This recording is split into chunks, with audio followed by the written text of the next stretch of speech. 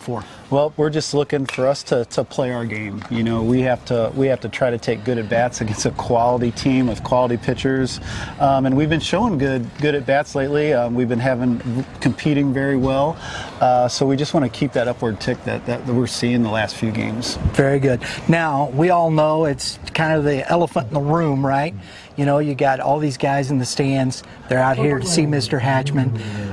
How is that with the team? How are you handling those things? It's a big deal, isn't it? It is. You're trying to do your best to help Adam out and get him in a good situation. But Adam's been fantastic. This is not new to him. With the summers that he plays, and this isn't our first game that he's seen this already. So it's kind of an old thing for him.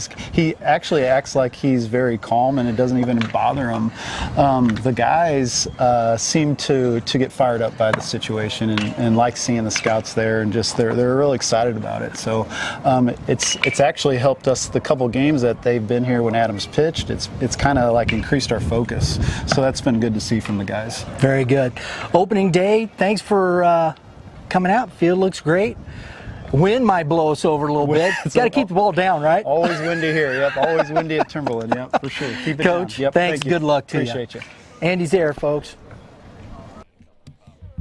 Thank you, Brian, and thanks to both coaches today, as we like to talk to both coaches before the game and give us some insight on their programs in this early portion of the season. We're excited to be here today at Timberland High School. It is a perfect day for baseball.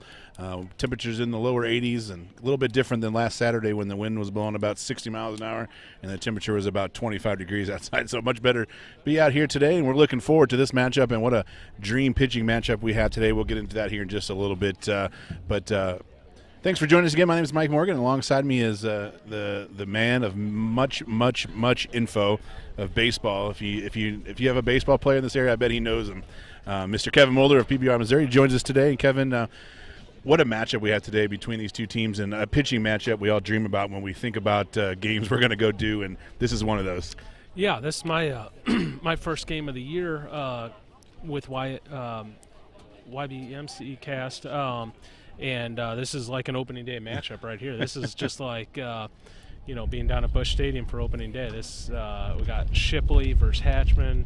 You can't draw it up much better than that. Yeah, let's talk about those two pitchers a little bit. Adam Shipley from Francis Howell. He is going to attend St. Louis University. And on the other side for the Timberland Wolves, Adam Hatchman going to continue his baseball career at the University of Arkansas. So two very talented arms. And tell us a little bit about each of those guys. Yeah, we'll start with Shipley.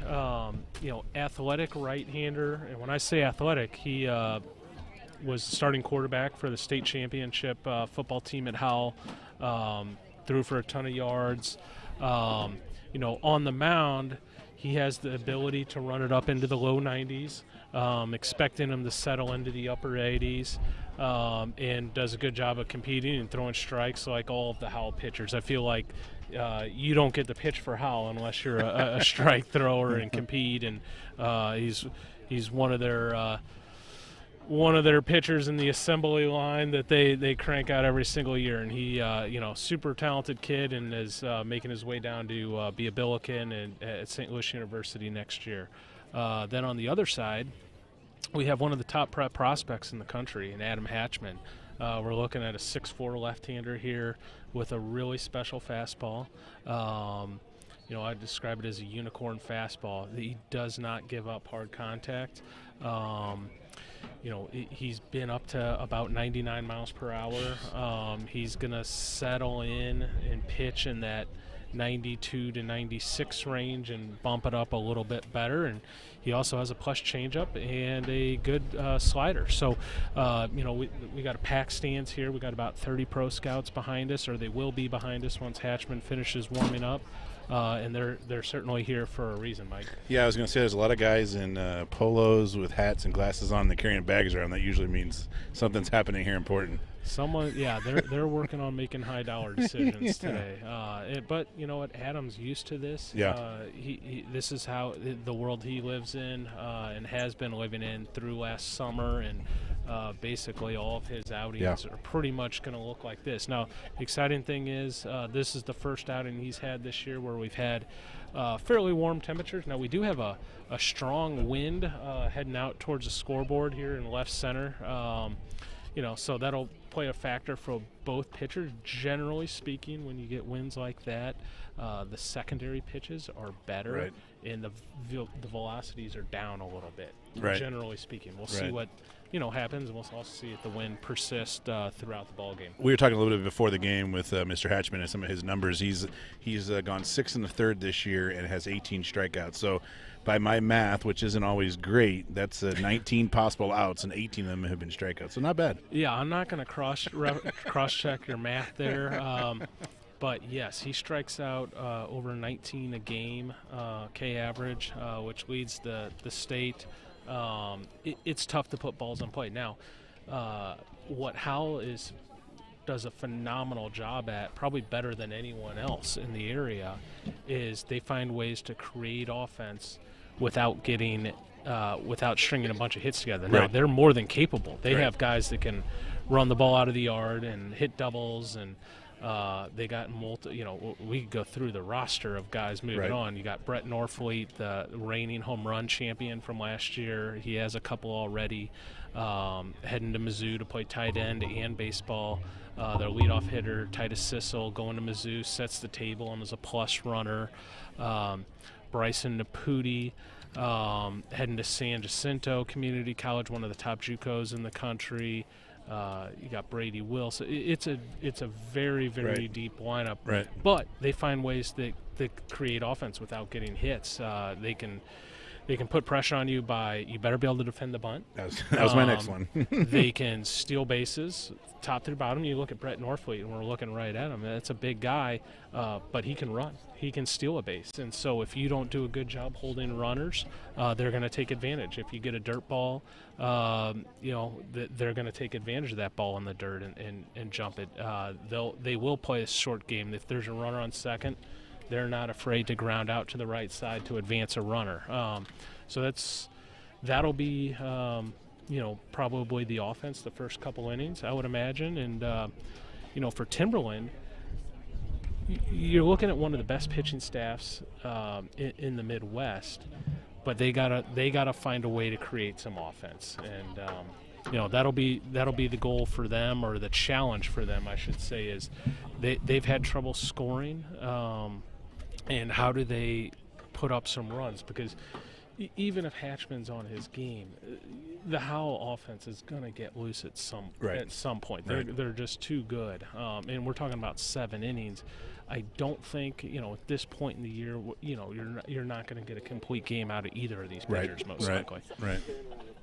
Yeah, I was going to say, when you were going through the Howell team, and I think every person that's ever gone through the program in Francis Howell, and there's been a lot of them in Coach Perkins' career, I bet every one of them will tell you that you have to bunt.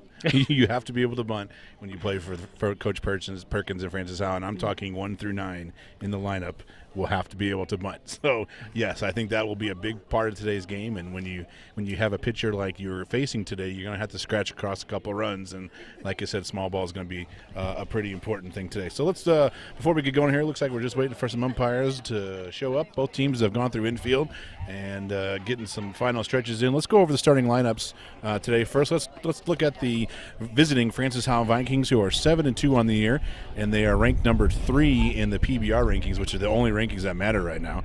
And Francis Howell Vikings are number 3, 7-2 on the year. Coach Tony Perkins is their head coach. Let's take a look at their lineup. It goes like this. Leading things off is their shortstop, a junior, committed to the University of Missouri, Titus Sissel. Batting second, playing first base, also going to Mizzou, is Brett Norfleet. He leads this team in home runs and RBIs with 15 RBIs and 2 home runs. Leo Humbert will bat third. He's a sophomore. He'll play center field. Brady Wilson, a senior playing third base. He's committed to go to Jeffco to continue his baseball career. He's hitting 400 on the year with 6 RBIs and 1 home run. Brady Holtman is next. He's the designated hitter. He is a senior. Batting after him will be Caleb Miller, the senior catcher. He is committed to play at the University of Missouri Southern in Division II in the MIAA. Batting 7th is the second baseman. That's Aiden Johnson. He is a senior. Batting 8th in right field is Brandon Wibbemeyer. And rounding out the starting lineup for the Francis Howell Viking is Garrett Puckett, the junior left fielder, and he will round out the starting lineup. And on the mound for the Vikings, what we talked about is Adam Shipley, a senior, 2-0 on the year with 2 games started, going to St. Louis University. He has thrown 10 in the third innings, given up 1 run, and struck out 10. The Vikings are coming off a win over Vianney a few days ago, 14-8, and before that they played Blue Springs South, the number 1 team in the PBR rankings, and lost that one. And they come to the game with a record of 7-2. Let's take a look at the home team, coached by Andy Zaire. The Wolves of Timberland come into the game with a record of 4-7, are coming off a 15-7 win over the St. Dominic Crusaders. Their lineup looks like this. Leading things off will be senior number 2, Daniel Wells. He plays second base, hitting .379 on the year. Batting second, a sophomore, number 12, Hayden Post. He's driven in 8 runs on the year. Batting third in the catcher is senior Carson McCaleb. Batting fourth, the first baseman, going to St. Louis University as well. Their other big-time arm here on this Wolves team is Jackson Yarberry. He'll be batting fourth. He's hit 1 home run, driven in 4 runs. Batting fifth is senior number 7, Will Mensch. After Mensch will be the left fielder, senior number 15, Ethan Smock. After Smock, batting seventh, the third baseman, number 10, sophomore Carson Ramos. Batting eighth, number 4, senior Jackson Carlton. And rounding out the starting lineup for the Timberland Wolves is senior number 6, Caden Bish, as he will round out the starting lineups. And on the bump for the Timberland Wolves is Adam Hockman, like we've talked about.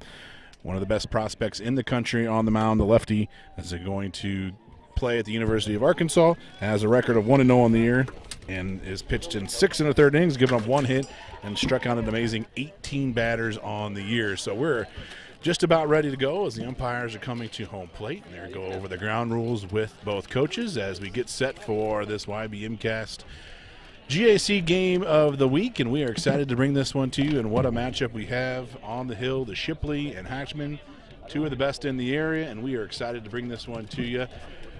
All right, Kevin, I'm going to put you on the spot here. Keys to the game for both these squads. Let's go with Francis Howell first. Francis Howell, I don't know if you're going to be able to score runs by knocking the wall down and hitting balls over the fence, but it's going to be making Hatchman work, creating some offense, finding a way to scrape a run or 2 through the first half of the ball game, and getting them out of the ball game. They consistently play steady defense. You expect them to pitch the ball well. Those all hold true. But if they can get Hatchman out of the baseball game and take advantage of the bullpen late, that would be one way to capitalize offensively. And then for Timberland, it's going to be playing good defense behind Hatchman, keeping him in the ball game. Every error that you make is extra pitches that he has to make, which means he, isn't most likely even going to finish the ball game. For Adam himself, it's going to be pounding the strike zone, being as efficient as possible with his pitch count, and then finally, Timberland's got to create some offense. Can they get a big hit out of somebody? Can they find a double with runners on base to score 2 runs? And that's what we'll be looking for Timberland today if they're going to be successful. Well, there you have it. There's the keys to today's game for both Francis Howell and Timberland. Umpires and coaches at the home plate going through the final ground rules. As like Kevin said early in the broadcast, wind looks to be blowing out to a little bit into left center field, right at the scoreboard out in left center field. Interesting to see too. A little bit of a high sky today with kind of a little bit cloud cover kind of starting to get a little overcast. So we'll see if that will have any effect with some fly balls. But as Timberland comes out to the field for warm-ups, and we're getting ready to get this thing underway. Excited to be here today. And it's going to be a great ball game as Hatchman will hop up on the bump and get his warm-up pitches in. And before we get going, Kevin, final thoughts before this one gets kicked off? Yeah, we're anxiously awaiting this one of the premier pitching matchups of the season, and should be a fun one to settle into. Yeah, when you look at it and you see Hatchman warming up, he's like, it's that prototypical left-handed pitcher, tall, lanky. By the time he's thrown it to you, he's about 54 feet away from you already. He's got a little bit of a head start on it, doesn't he? Yeah. One of those guys that goes straight down the hill. He also pitched for Team USA. I think it was last summer, correct? And he. I think they won a gold medal, and he was a big piece of the team, and performed really well for USA, and was already on scouts' radar, but then kind of took it up a level with his performance with Team USA. Yeah. It's always cool too. You think as opponents or teammates of somebody like this, these scouts are out here, and this is what you have to go into. To me, as a mindset of some of these kids, is there's all these scouts watching him, but you want to make a name for yourself too, right? You can get your name on somebody's radar by, one time you take Hodgman deep, and some scout will be like, "Oh, what's his name?" Absolutely. You can make a name. Howell has more than a couple guys. Titus Sissel leading off the ball game. Young guy, he can catch a scout's eye by doing something here.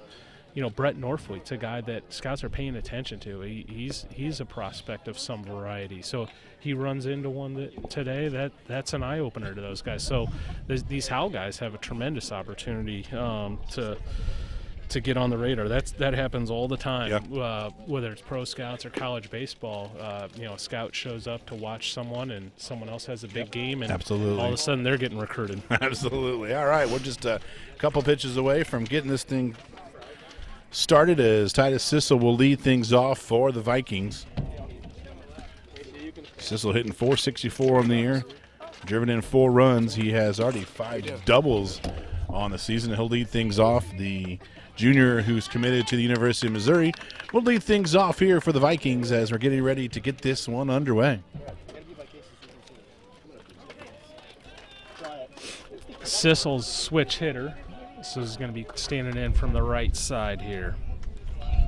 Hatchman, the big tall lefty, stands on the rubber and gets his sign and delivers the first pitch as the radar guns go firing. 84 degrees start of the temperature to start the day, and the first pitch is over for a strike.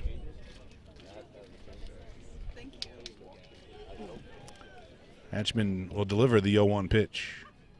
Just a little bit outside, and it's even at 1-1.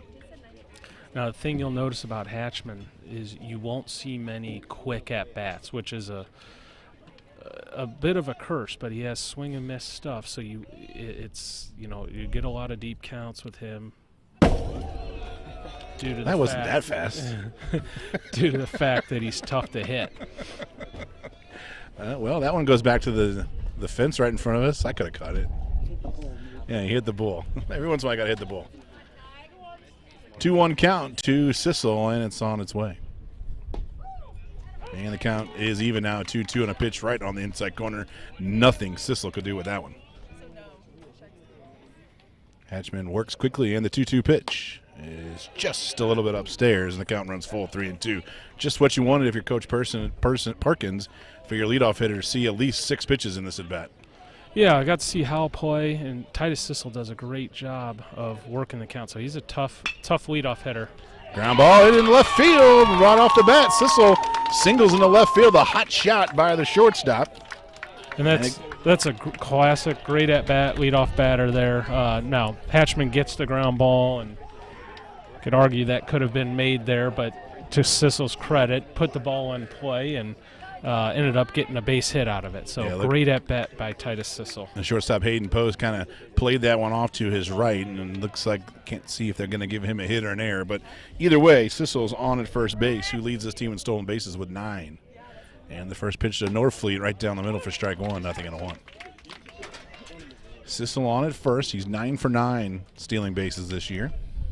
Leads the team in that category. Brett Northfleet, the Mizzou commit, who's driven in 15 runs on the year, stands in. And now we're going to get a balk by Hodgman.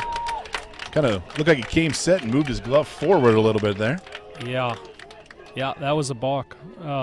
Northfleet, you're looking at either the most power in the state or second most raw power in the state. He is a big man.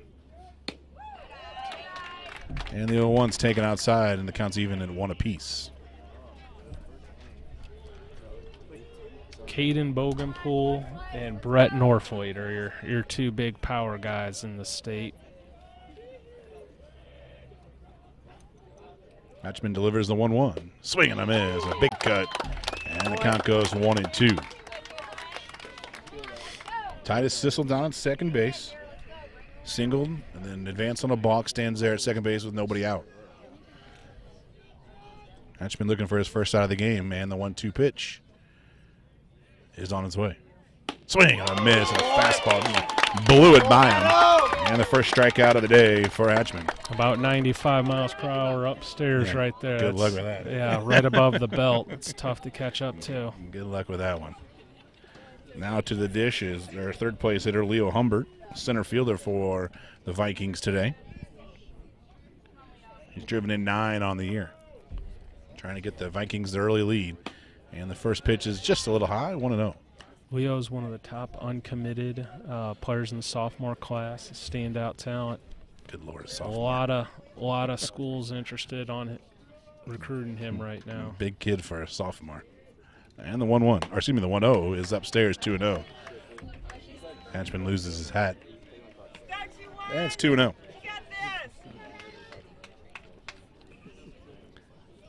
First baseman's in on the grass. Shortstop holding the runner on at second. And the 2-0 pitch on its way. On the outside corner for a strike, 2-1. You can almost hear the fastball from here.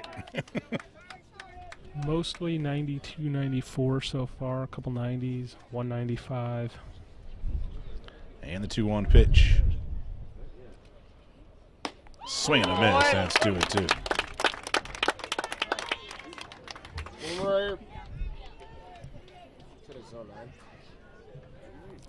For Leo, you got to get short to the ball here. A long swing's not going to work. Not that he has a long swing. Right. Just you got to think middle, just putting the barrel to it. And he's plenty strong, and Adam throws plenty hard enough. It'll go. And the 2-2 with a little run will miss the outside corner.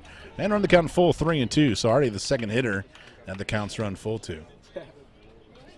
Sissel ran the count full in the first at bat, singled in the left field. He's down at second base after a balk, and now a 3-2 pitch from Hatchman before as a check on Sissel at second. Good job by Sissel. He's there to distract. He's not necessarily looking to run here. He's just trying to cause some disruption, give the pitcher something to think about. And the payoff pitch. Here it comes. Swing and a miss, tied him up. Nasty pitch there. Second strikeout of the inning for Hatchman, and that's another one of those tough pitches. You kind of commit on a pitch up and in. Nothing you can do with that one. That had a little cut action to it and tied him up. 2 outs now. Cleanup hitter Brady Wilson at the plate. And the first pitch to him is on the outside corner for strike 1, 0-1. Now, if you're Hatchman, you got to stay at him here. Too many counts getting to full. That's gonna, even if they don't score, that's gonna cost them later as the game goes on. Runner going. Pitch is on the outside corner. It's a stolen base. And that's, I think a good move by McCaleb, not throwing the ball there. They're just trying to create or steal a run. I would make them put the ball in play to score this run. And the 0-2 pitch from Hatchman to Wilson is on its way. Swing and a miss, and struck out the side, and that's going to do it for the top of the first inning. The Vikings get a runner. He gets to third base, but that's where he's stranded. 3 strikeouts in the inning for Hatchman. We head to the bottom of the first inning, no score. Game 7 Baseball is one of the premier youth tournament providers in the Midwest, covering Missouri, Illinois, Kentucky, and Tennessee. Game 7 Baseball has single A, double A, triple A major divisions, so you can find the tournament with quality competition to challenge your team. If you're looking for a local regional event, go to game7baseball.com, register your team, and get signed up for these great events and venues today. That's Game 7 Baseball.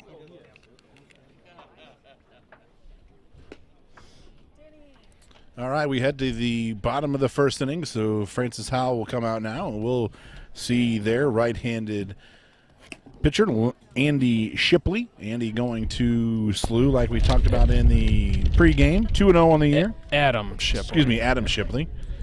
10 in the third innings, pitched 1 earned run, 10 K, so he's also runs it up there and gets some punch-outs as well. Yeah, Adam's not short on stuff. He's got swing and miss stuff. He will be a challenge for this Timberland offense to score on for sure.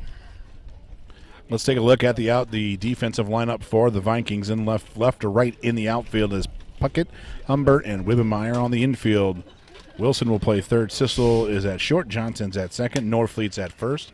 And today's battery mate is Adam Shipley on the bump and Miller behind the plate for the Francis Howell Vikings. Let's look quick look at Timberland's starting lineup. It's Wells, Post, McCaleb, Yarberry, Minch, Schmock, Ramos, Carlton, and Bish for the Wolves is the starting batting order for them. Adam Shipley will climb up on the bump. He'll face Daniel Wells, the leadoff hitter for the Wolves, hitting .379 on the year, and has driven in a run. The lefty stands in right on the box, and the first pitch is fouled into the Vikings dugout, and hence 0-1.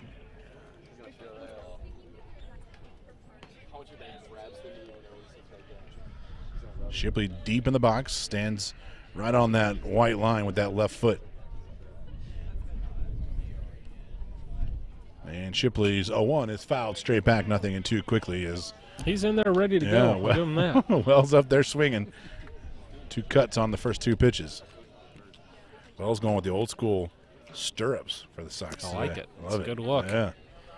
And the 0-2 is a swing and a miss, a nasty pitch down and in. The first strikeout of the day for Shipley.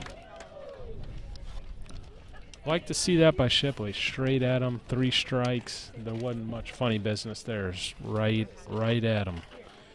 The sophomore Hayden Post now will come to the plate, hitting .333 on the year. Has driven in 8 runs.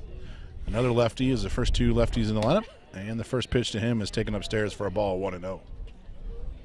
Hayden's one of the top positional players to watch out for Timberland. Young player, sophomore. It's going to be interesting to see how he develops over the next couple of years. But has a good skill set, nice offensive player. It's going to be an interesting follow the next couple of years for Timberland.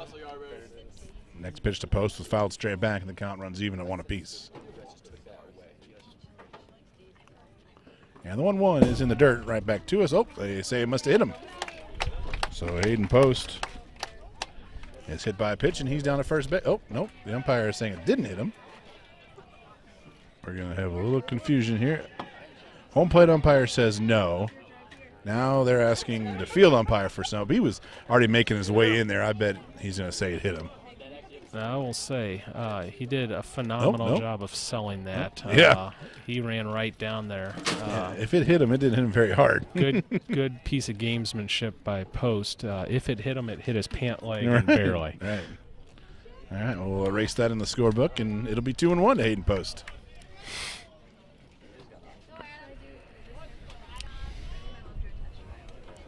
2-1 pitch to Post. Swinging a fly ball into deep left center field. Wenz carrying that one back at the track, and it's off the track, up against the wall. Post digging for third. Here comes the 3-lay to throw to third, and he is out. Post trying to run that one into a triple, ran himself into an out. Nice job there by the Vikings, and that's the second out of the inning. You know what? I don't mind that by Post trying to get to third there. There's 1 out. That's the right spot. That play was in front of him as he was running to third, so he got the look at it and, was obviously out there by about a half step. But good aggressive baseball and just happened to be thrown out. If he's on third base there with 1 out, everyone's pretty happy. Yeah, and right. Credit to Howell. They made a nice relay and to get the out. And you can see, Kevin, with that ball up in the air, anything to left center field, it's going to travel. Good play there by Leo Humbert. Didn't quite get there. Makes a great strong throw to Titus Sissel, who makes a nice throw to Brady Wilson, and who applied the tag. So it's good picture baseball, perfect. Yeah, absolutely. All the way, absolutely. And the 1-1 is a swing and a miss, and it's 1-2. Just because it doesn't work doesn't mean it's not good. That's right. Good that's baseball. Right. They never say don't make the second out at third. Right. And the 1-2 pitch from Shipley is on its way, and that one hit him. That one hit him. I don't think we're going to have any arguments.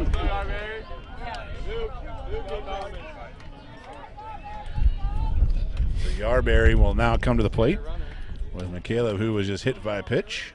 He'll get a courtesy runner at first base since he's the catcher, and he'll bring in Yarberry, the senior, who will be attending St. Louis University, who will get the start tomorrow for the Wolves against Francis Howell.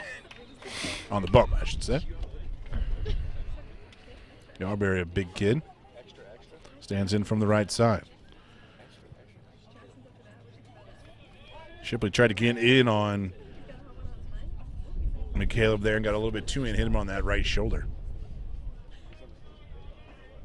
And the first pitch is upstairs, 1-0.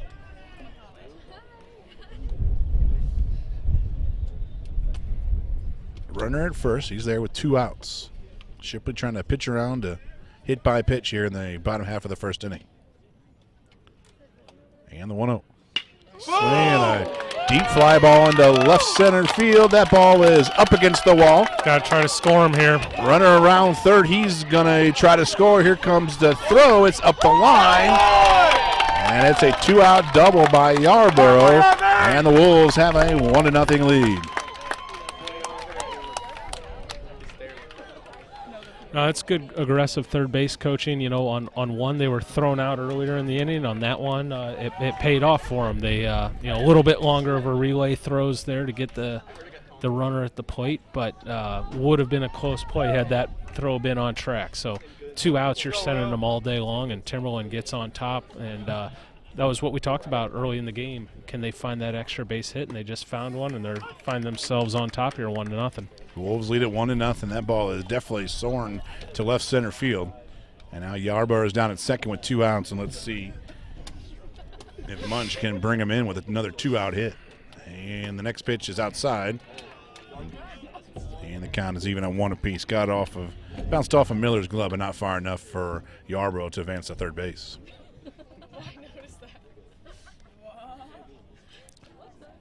That's one Yarberry's going to be talking about next year at SLU, about how he rakes and telling all the positional players how he was the man as a hitter.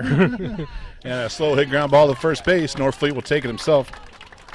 And that's going to do it for the Wolves in the bottom of the first inning, but they get 2 hits, score 1, they leave 1. We head to the top of the second inning. The Timberland Wolves lead Francis Howell 1-0. YBMcast has the most comprehensive youth and prep baseball talk. Join in on the conversation. All podcasts are posted on our YouTube channel, Youth Baseball Midwest, at 3 p.m. Central Time, Monday through Thursday, with our lineup of great contributors: Matt Shadow of Midland Baseball, Kevin Mulder from Prep Baseball Report, Mitch Thompson from the Hitting Zone, Shane Ames from Premier Hitting Development, and our resident baseball mom, Jennifer Mayberry. Don't miss an episode. While you're here, hit the subscribe button and the dinger to get all your notifications of new episodes. I'm not going to lie, Kevin, your episodes are the best.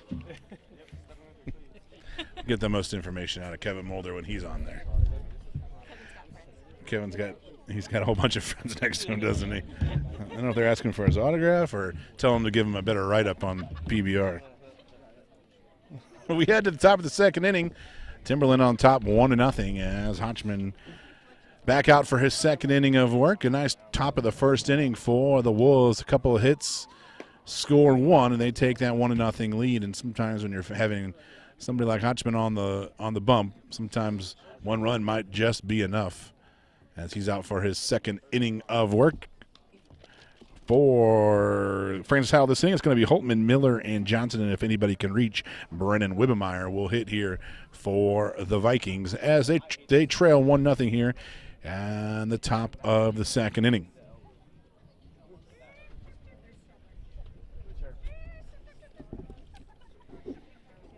We were saying, Kevin, you have a bunch of friends sitting next to you today. Got the student body next to me, and we love it. Out to support high school baseball, team spirit. It's a beautiful thing. Absolutely. You love to see the people coming out to watch baseball, too. Football and basketball always get the crowd, but starting to see a lot bigger crowds at baseball game, which is awesome. All right, we're getting ready to go here. At the top of the second inning as Hotchman comes set and delivers the first pitch. And in the dirt, 1-0.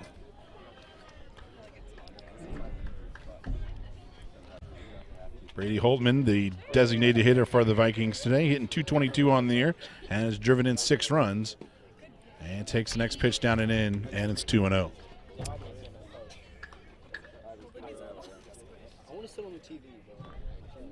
2-0 to the leadoff hitter here in the inning, Brady Holtman, the senior, designated hitter for the day today. And the 2-0 pitch. Checked to swing. They said he did not go, and it runs to 3-0. Good take there by Holtman. Pitch was up at the belt, running away from him, and held up. trying to get on here to lead off the second inning, and the 3-0 pitch is on the inside corner for a strike, 3-1. We're going to have to get Hodgman something for his hat. Holtman is heading to University of Wyoming to play football next year. And the 3-1 pitch is right down the middle for strike 2, 3-2. Big, strong, athletic frame. Oh, yeah. Part of that state championship football team at Howell. And the 3-2 pitch taken right down the middle for strike 3. That's 4 straight strikeouts after that single back in the first inning for Hodgman.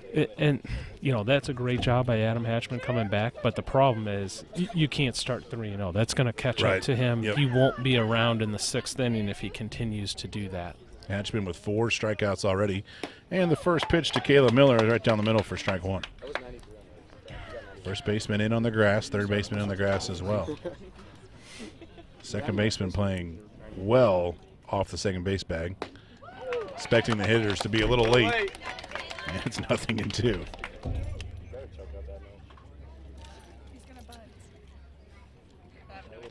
And the 0-2 pitch on its way. Down and in for a ball, 1-2. Senior catcher Caleb Miller going to the Missouri Southern to continue his baseball career. Missouri Southern of the MIAA in Division II in Joplin, Missouri. And the next pitch is outside for a ball, and it's 2-2. These two teams will face each other again tomorrow, this time at Francis Howell. Vikings have their work cut out for them here today against one of the best in the area. And the next pitch is right down the middle for strike 3. That's 5 strikeouts in a row for Hatchman. And just like that, 2 up, 2 down.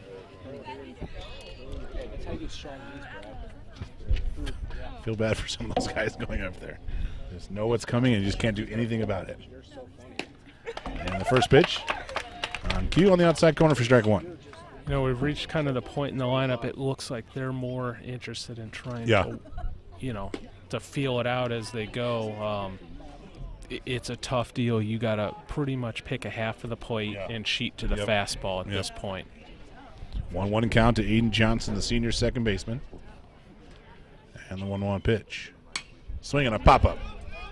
That one's going to get out of play, and the count is 1-2. Ball and 2 strikes to Aiden Johnson.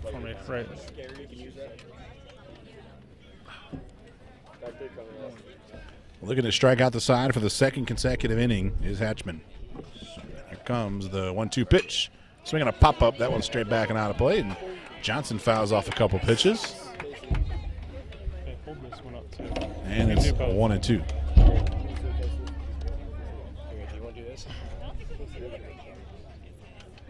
And the 1-2 pitch on its way. A change up in the dirt and counts even at 2 apiece. Oh, that's like 1,400.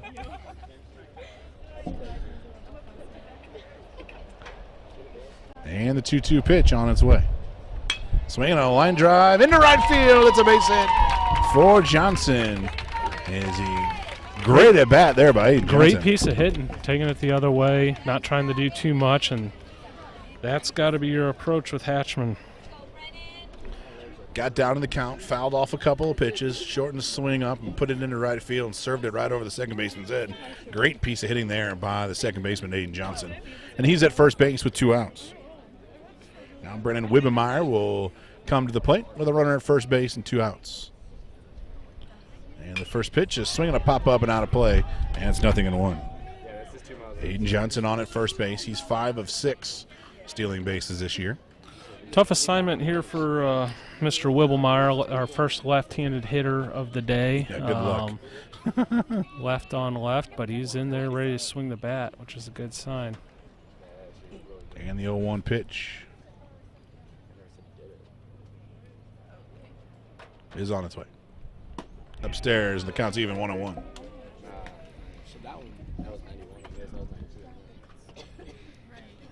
Aiden Johnson's on at first base. He's singled into right field with 2 outs. And Wibbemeyer at the plate trying to extend the inning to the number 9 hitter, Garrett Puckett. Johnson dances off at the lead at first. And Pick moved to first. Johnson leaned a little bit toward the second base, but got back in plenty of time.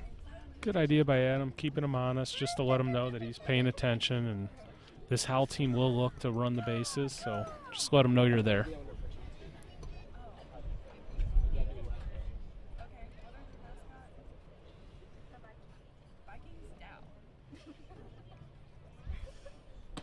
And the 1-1 pitch is upstairs, 2-1. At the same time, if you're Hatchman, you let them know you're there, but you keep your focus, especially with two outs. Yep. Right on the hitter. You're at a spot in the lineup where you need strikes and keep in attack mode. Hatchman, the lefty, comes set at the belt and delivers the 2-1 pitch. Just a little bit low, and the count runs at 3-1. And now we have timeout.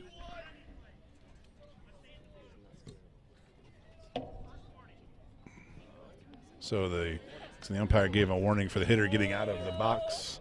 Just trickled down to the high school level. Oh, boy, oh, boy. And the 3-1 count from Hatchman to Wibbemeyer.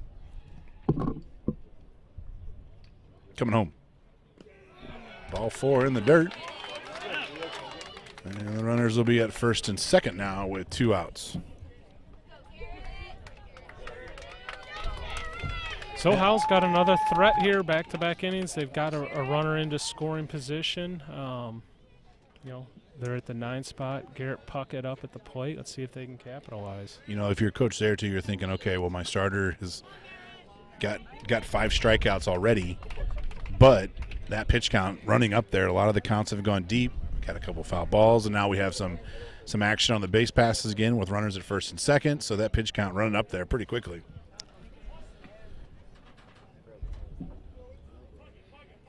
And the first pitch to Puckett on its way, right down the middle for strike 1, nothing in 1. And that's what you want to see out of Hatchman. You want him in attack mode. There shouldn't be any messing around. The only thing that's getting him into trouble is self-inflicted damage by putting them into good counts. Oh, the 0-1 pitch up and in for a ball, 1-1. It's always easier for the guys in the dugout to say wear it. Yeah, I'm not volunteering to wear anything today. That's my favorite. Wear it. You get in here and wear it. Runner at second with a huge lead. And now we got runners caught between first and second base and third base. So now we got a run down, and Johnson is safe at second, but the runner between first and second now is caught up. Nobody's there. Now Johnson takes off to third. Throw goes to third. Now Johnson back in another pickle, and he's out. I'm not scoring that one. I'm not scoring that one at all. Looked like the runners would be going on the pitch, but Johnson slipped, didn't go to third. The runner at first didn't see that, and he kept going to second. And the Wolves tried to mess that one up, but in the long run, they get it done. As we head to the home half of the second inning, Wolves lead this 1-0. The Hitting Zone STL Indoor Baseball Training Facility located in O'Fallon, Missouri, online at www.thehittingzonestl.com.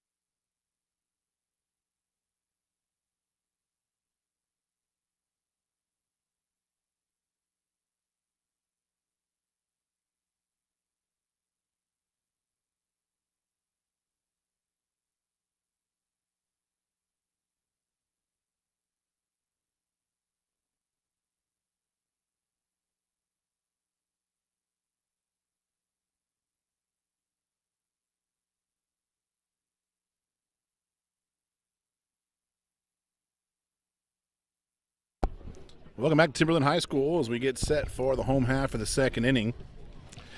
Great job by Timberland right there handling the rundown there. You know, we're at the bottom of the lineup, 9-hole for Francis Howell. There was 2 strikes there. Francis Howell will put pressure on you. I don't know if that was intentional or not, but they put some pressure on Timberland's defense, and they handled it well and got out of the inning. Ethan Smock leads things off for the Wolves and takes a pitch downstairs for a ball, 1-0. And that's how we start at the bottom of the second inning. Wolves on top, 1-0 here in the bottom of the second. Shipley's next pitch with a ton of run on the inside part of the plate, and Smock fouled it off and evens the count at 1 apiece. They play Smock straight up on the infield and the outfield. Shipley delivers a 1-1 pitch. All-speed pitch stayed upstairs. The count runs at 2-1.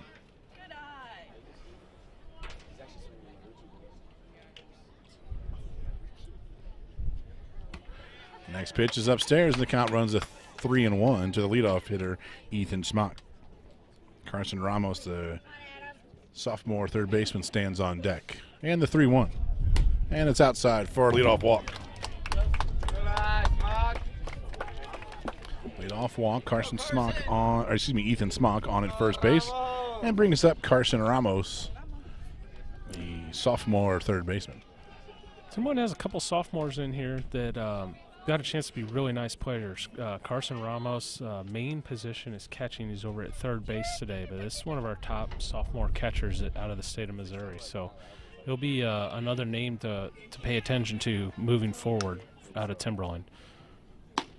First pitch to Ramos upstairs, snap throw to first base. Extremely strong throwing arm, and as you can see by him standing there in the box. Physical kid. Yeah. He gets a hold of one. He can put a charge into a ball. Ramos driven in 4 on the year. Runner at first base, that's Smock. He was there on a leadoff walk. And the next pitch is swung on and lined into center field. That's a base hit.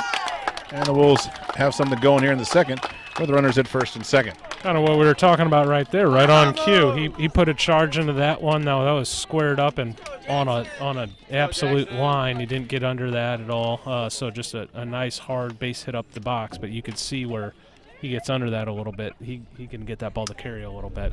But Timberland finds themselves in good position yet again. We'll see if Timberland wants to try to move some runners over here with their 8th place hitter, Jackson Carlton, at the plate, hitting .267 on the year, driven in 4. And let's see, Coach Zaire wants to think about moving the runners up here. Norfleet's in on the grass at first. Third baseman Wilson even with the bag at third. Certainly can't get caught off guard if you're Howell here. Let's say it's all in play. They got the wheel on. Bunted straight back and out of play, and it's nothing. So they had the wheel on there. Now, I don't know. A lot of times you'll see an automatic. If they run a wheel, you run a slash. Now, I don't know what the directions were there. Obviously, they had the bunt on. Norfleet in on the grass again on the 0-1 pitch. Carlson. For next pitch is upstairs for a ball, 1-1. See, I see that open infield. Yeah, if I'm Coach Zaire, I'm thinking about letting that go and seeing if my guy can put one on the ground anywhere in the middle of the play. I mean, you got 80% of the infield there to work with. Yep. As long as you can miss the pitcher, you got a right, base hit. Right, I was going to say, all you got to do is get by Shipley. They're running it again, 3 in a row. And it bunts it foul, and it's 1-2. See, and the thing about this is, even if he gets the bunt down, I mean, Howell has 3 guys right down his throat. So even a great bunt could result in a force out at third base. So tough situation to bunt. Now we got 2 strikes. I'd be surprised if Howell ran the wheel again here, but we'll see. Coach Perkins is super aggressive with his defense. Shipley looking to get it the first out of the inning and the 1-2 pitch. Off-speed pitch on the outside corner, a beauty. And strikeout number 2 for Shipley. And it's 1 out here in the inning.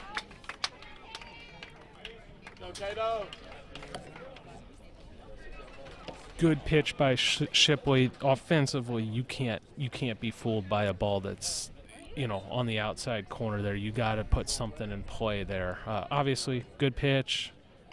Tough situation, but you don't want to go down not swinging with runners at first and second. Caden Bish, the 9th hitter. Swing and flails at the first pitch on the outside corner. It's 0-1. Wolves have runners at first and second with 1 out.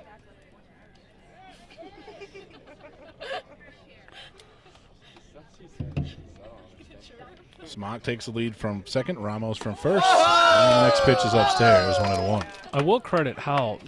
What separates them as a team is they got some great athletes defensively. You look around the diamond; they're all committed. It allows you to play a little more aggressive defensively and forces the opponent into some tough situations. Runners take their leads for first and second, and the 1-1 pitch. Swing and a ground ball up the middle.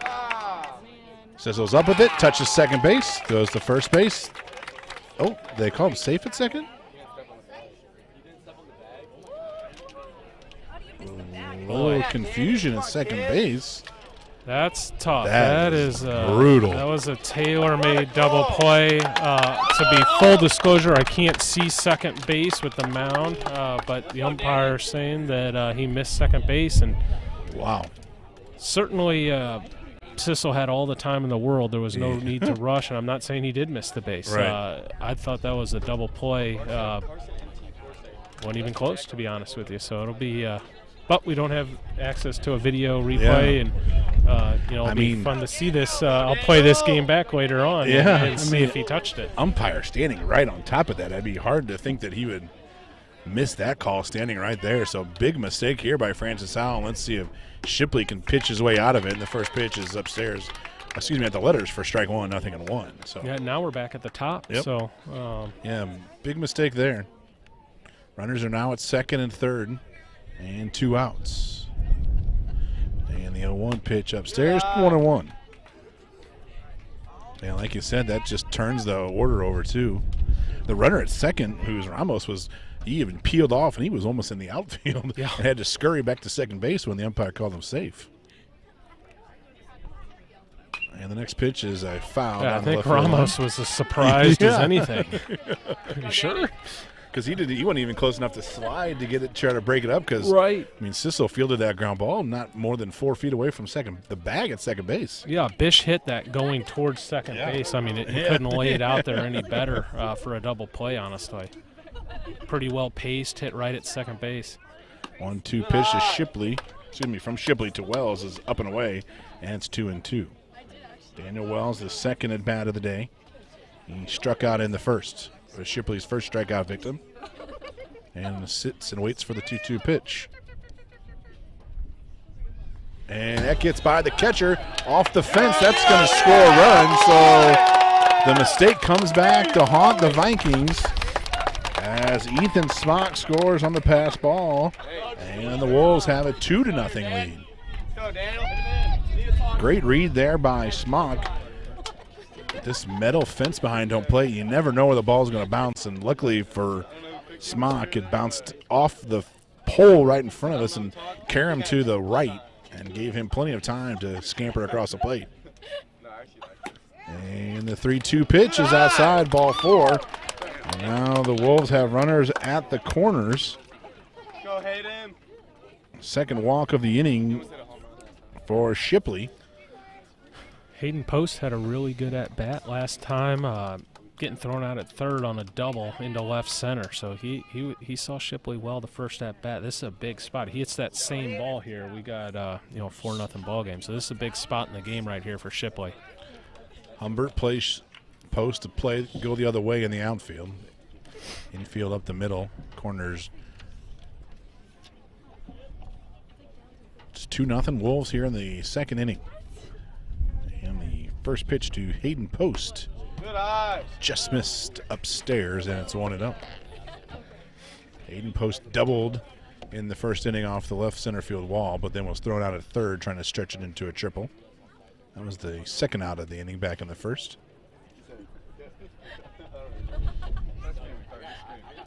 Post holds it down on the knob and awaits the 1-0 pitch. And taken first strike. And the count runs even at 1-1. That's one of the most absurd things. That's really good. Hey, you start chirping.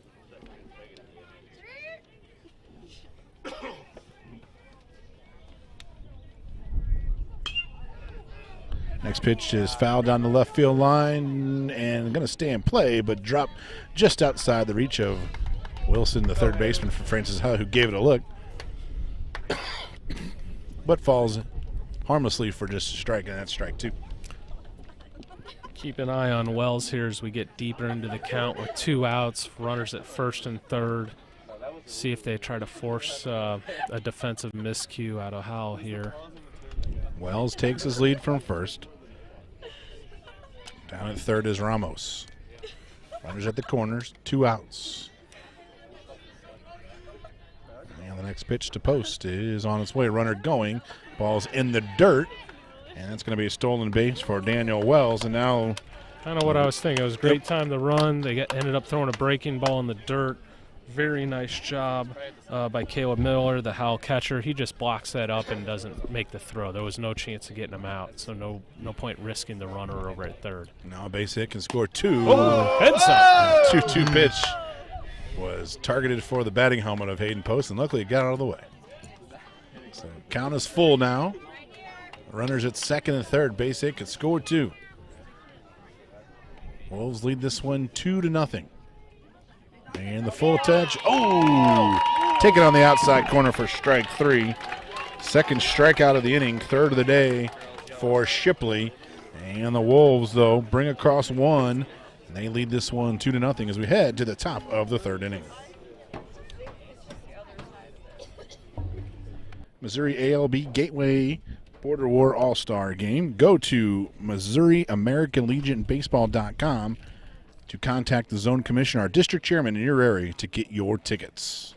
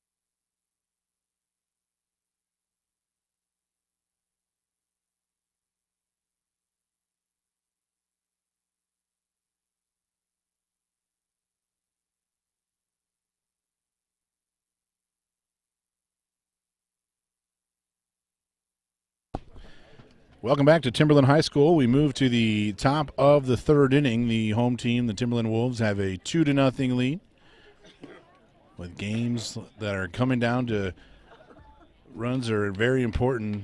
The Wolves did a great job of capitalizing on a mistake by the Vikings last inning, and a kind of a botched double play led to a run. And the Wolves lead this one 2-0 with the 9-1-2. Anybody can reach 3 hitters here in the top of the third for the Francis Howell Vikings.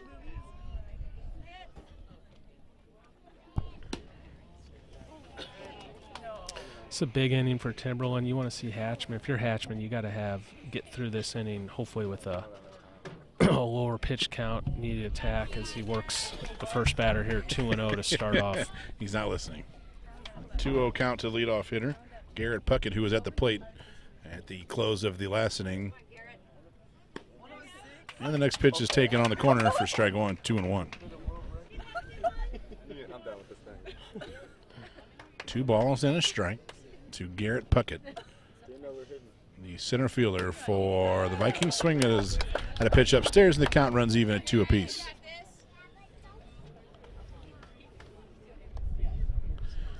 Two-two pitch on its way, and that one runs upstairs, and the count runs full, 3-2. Hatchman just caught that one barehanded. He didn't even use a glove. Yeah, I'm sure he's frustrated with himself here. This is, another full count, and we're at the 9-hole here. And the 3-2 pitch is a swing on a line drive into center field. On the runs of center fielder, he can't get it. It gets by him. Runner going to second base. Throw coming in, and he's safe with the leadoff double as Garrett Puckett doubles into center field. And the Vikings had their leadoff hitter on in the second base. Good effort by the center fielder, but came up just short. And I think that is Daniel Wells in center field. Came up just a little bit short. And the ball got by him. That allowed Puckett to scamper into second base. Wouldn't be shocked at all if Howell laid down a bunt here. Titus Sissel, great runner. We got a leadoff runner on here. 100%. They love to create pressure.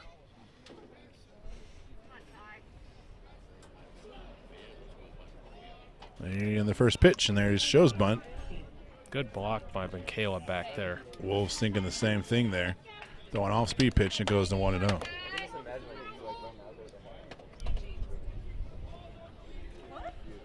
Sissel singled back in the first, stole a base, and was stranded at third back in the first inning. Puckett takes his lead from second. And the 1-0. Sissel shows bunt, takes it upstairs. The ball 2-0. Hatchman seems to getting a little frustrated on the bump today. Didn't get the benefit of the call there. And the 2-0 is taken right down the middle for strike one. And it's 2-1. And that might have been a take there by Sissel. Probably a good job. It was definitely a strike, but reasonably borderline for him to let that go on 2-0. Let's see what Francis Howell has cooking here with a 2-1 count. Still bunting. Sissel shows bunt. It is a beauty. beauty down the first baseline. Couldn't have rolled it any better. About 10, 12 feet from the dirt circle, nearly on the foul line. That was undefendable. Nolan Arenado and Yadier Molina could have been playing, catcher and third base, and that would have been a hit. Absolute thing of beauty there down the third baseline, and that's one of those too, Kevin. They don't have a dirt running path there, so it's all grass. So that ball is going to just stop right on that grass. If you got a dirt running path there, you never know where the ball could roll. If those lines are sometimes, crowned left or right. But with the grass, you get a bunt down right on that line, and it's not going to roll anywhere. It's just going to die, just like Sissel's did there. Yep. So Howell has something going here in the third. Runners at the corners, nobody out. Runner on the move, a take. And Sissel in to second base. His second stolen base of the afternoon. He has 11 now in the year. It's not a matter of when, or not a matter of if. It's when he's going to steal, and he just took that base. Norfleet trying to bring in the runner from third. And pitch inside. Norfleet held up. That was a foul ball. I thought, it sounded. Did you hear that? Yeah. It's interesting. Timberland bench asking for some help, but the umpire is not asking for any. And the 1-1. It's a swing and a miss. That was a little PO'd pitch there. Well, something behind that one on 1-2. Yeah, he's quick pitching now. He is. Hatchman is not very happy with the home plate umpire right now.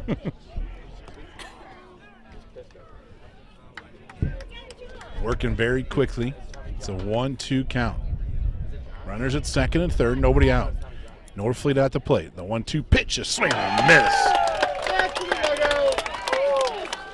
Hatchman's dialed it up. He's been up to 96 today and kind of been pitching more 92, 93, and obviously kind of set off by some of the stuff that just transpired there. Big reaching back and finding a strikeout. Ooh!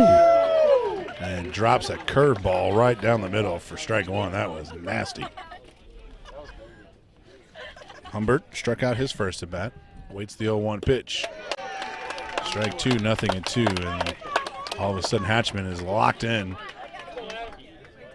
Runners are at second and third. Hatchman trying to pitch his way out of it, and the 0-2 pitch.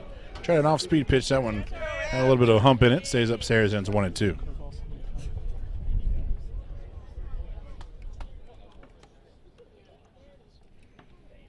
And the 1-2 pitch. Swing and a miss. Just like that, Hatchman went out away from getting out of this trouble. The equalizer. He can get himself into trouble and out of trouble in a hurry. Yeah, quickly. Brady Wilson now at the plate. Brady's dad he was a heck of a baseball player, played at Mizzou. Runner's going, trying to steal home, and he's out. Wow. Francis Howell trying to produce something there with their four-hitter up was an interesting call. And that was Puckett out stealing home, and that's going to do it for the inning. Francis Howell threatens. They put runners at second, third, nobody out. They get nothing. We move to the home half of the third inning. Wolves lead this one 2-0.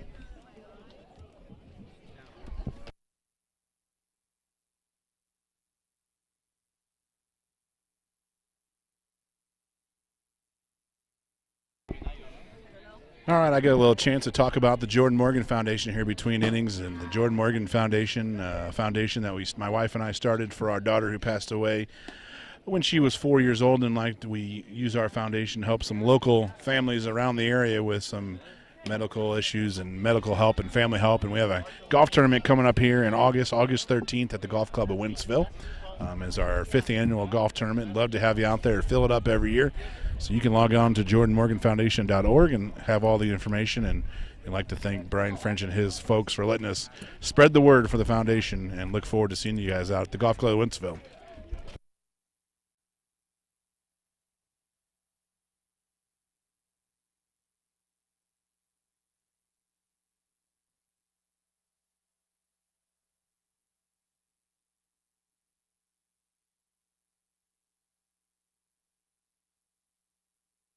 All right, we head to the bottom of the 3rd inning. Wolves lead this one 2-0. A failed steal of home in the top half of the 3rd sends us to the bottom of the 3rd with the score of 2-0. Wolves leading this one. Kind of what we were talking about. Howell's going to be aggressive. They've been aggressive with their defense. They've been in situation with 2 outs and runners on in each inning, and they've tried something. And to Timberland's credit, they were there. They've handled the pressure each time. Yeah, sure. Last inning, trying to steal home, and good job by Hatchman and McCaleb. Yeah, after that, play pitch and catch there. After those first 2 hitters, you see why Hatchman is one of the top prospects in the country. Because and there's no doubt that he's putting them in that position. Coach Perkins has been around. Coach Perkins has been around enough to know. Have a great feel for the game, and he thought that gave him the best chance, and Timberland's just handled it well. But, Hatchman puts you in that situation. As you can see, he's punching guys out at a high clip. And they're good hitters. It's not like they're doing bad hitting. They've competed very well, in my opinion. It's just his stuff is that good. And the 3-0 pitch on its way to the leadoff hitter here in the bottom of the 3rd. That's in the dirt for ball 4, and a walk to lead off the 3rd. Now, if you're Shipley, you gotta keep the big picture in mind here. It is the bottom of the 3rd inning. We're not even halfway through this baseball game. You just need to keep your ball club in the ball game, and you're going to be just fine. You give this Howell offense 7 chances here, you're going to be okay. We're having an issue, looks like, with the batting order, maybe. No, it's a little bit of bench jockeying. Gotcha. They're trying to rein in a little bit. It started with a foul ball with one Howell player and one Timberland player hustling to the ball. The Timberland player, with a little better hustle, made it and got the Timberland dugout riled up a little bit. And that brought Coach good-natured fun, but they're looking to nip this in the bud so nothing spins out of control. Coach Perkins made his way out to talk to the umpire. With all that being said, McCaleb's found himself on base twice in a row today. Right, and it seems like that might have fired up the Timberland dugout a little bit. Yeah, I mean, think about it from their end. They were in a tough spot there. Runners second, third. Hatchman goes strikeout, caught stealing at home, and then you walk and a little spirited start to this inning. And the next pitch to Yarberry is taken low. Keep in mind, this is the conference opener. Yeah, so it's a big deal. Yeah. Yarberry doubled in his first at bat. And the 1-0 pitch is a swing and a foul. Man, I like that swing. That was healthy by Yarberry. Just had enough run on it to get in on the handle a little bit. Good pitch by Shipley. Got in there a little bit, as you said. Yeah, man, Yarberry looks the part too. He's a big fella. Yes, he is.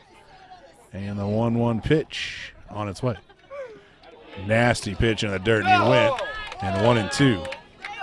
Jackson Yarberry's actually done a phenomenal job with his body. He's actually lost about 25 pounds and is leaned up. He is looking good right now.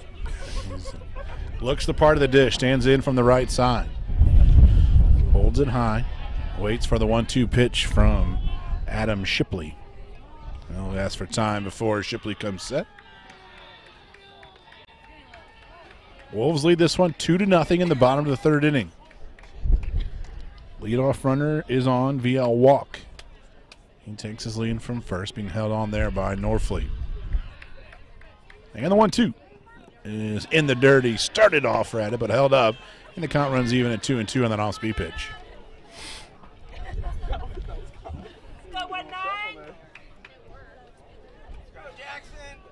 Be interesting to see if Timberland looks to start the runner, maybe find a breaking ball count where they look to run here. Next pitch is fouled straight back, and the count is even at 2-2. If I'm Timberland, I'm looking to run here, coming off the heels of that fastball. Most likely heading back to the breaking ball here. Got the pinch runner over there at first base for McCaleb. Should be good speed on the bases. 2 balls, 2 strikes, and the an breaking off-speed pitch right down the middle. Froze him. That's the first out of the inning. Strikeout looking. 4th strikeout for Shipley. Let's go, William. Let's go, Will. Some scores from around the area. Zumwalt East trailing Washington Blue Jays 6-0. Wow, that's a surprise. Yeah, didn't see that one East is coming. off to a great start this year. Lucas McGill on the bump for the Lions there. And now with the strikeout, Colin Munch at the plate. Takes the first one upstairs for a ball 1-0.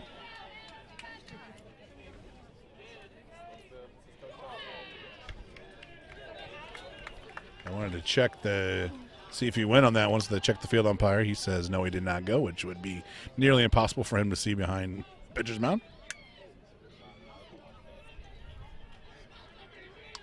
And the 1-0 pitch is inside, ball 2-2-0. Sure would be nice if we get to the point again in St. Louis where we could get 3 umpires on these big games like this. It's putting a lot of pressure on these 2 guys to umpire a game with this amount of talent on the field and the ability of these guys.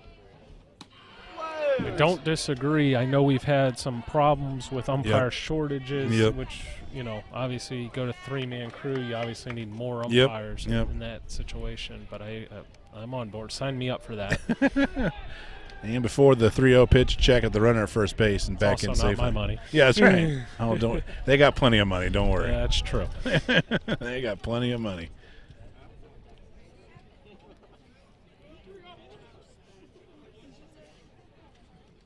.30 pitch to Munch is taken right down the middle for strike 1, 3-1. Good job by Shipley, and you just pretty much need to repeat that. You don't want to be giving out free passes here in this situation. Shipley trying to avoid another walk here. And before that, a check at first base and back in safely. I like that pick. This is a phenomenal count to run on. 3-1. Should be getting a fastball. He needs to throw a strike. Hitter should have a good pitch to handle. If he doesn't, you're safe. If he does, you should be able to put the ball in play. Great count to run on. And there's ball 4. 3-1 pitch. Check to swing and did not go, and it's a walk. Second walk of the inning. And the runners now be at first and second.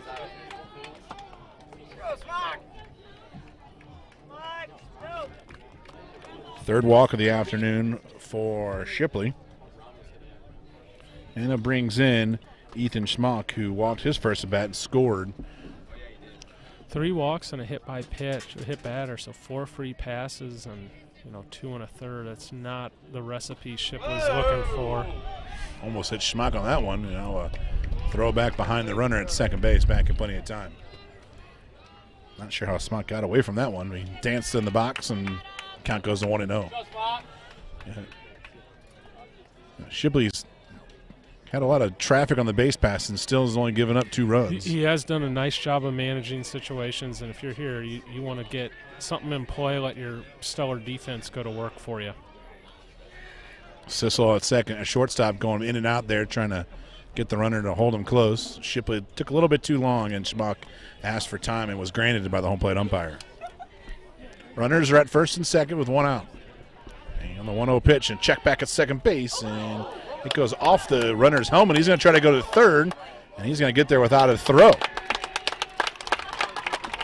Humbert picked up the errant throw.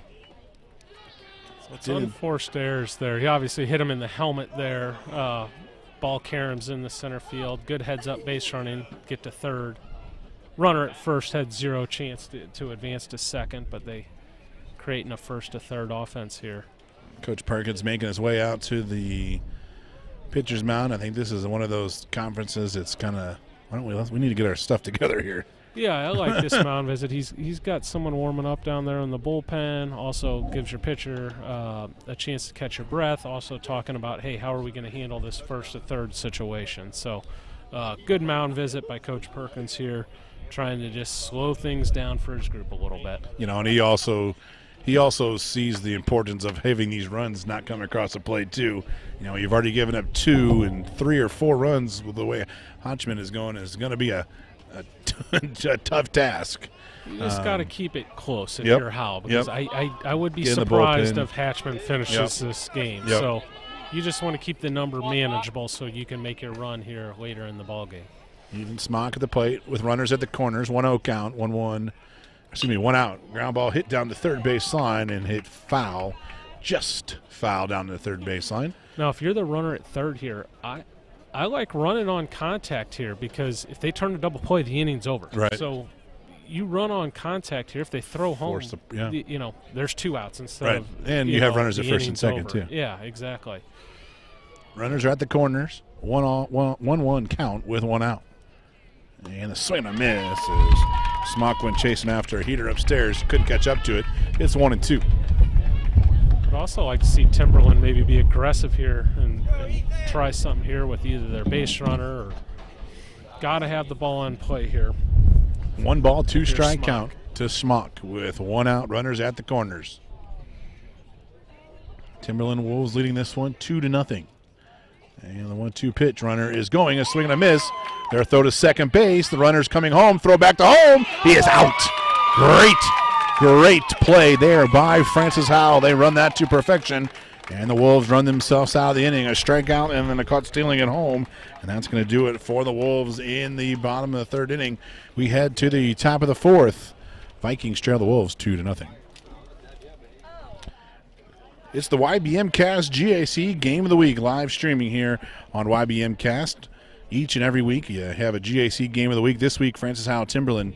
Next week, you get a double dip of it. You got a Timberland and at Francis Howell Central, Pattonville at St. Charles West. Then week 4 on April 18th, Francis Howell and Francis Howell Central. And then on 4/21, North Point at Troy. That's week number 4. Then week 5, you got Liberty at Holt. Week 6, you got Zumwalt South at Fort Zumwalt East. And then week 7, Battle at CBC, Jackson at CBC. It's the YBMcast GAC Game of the Week, live streaming right here each and every week.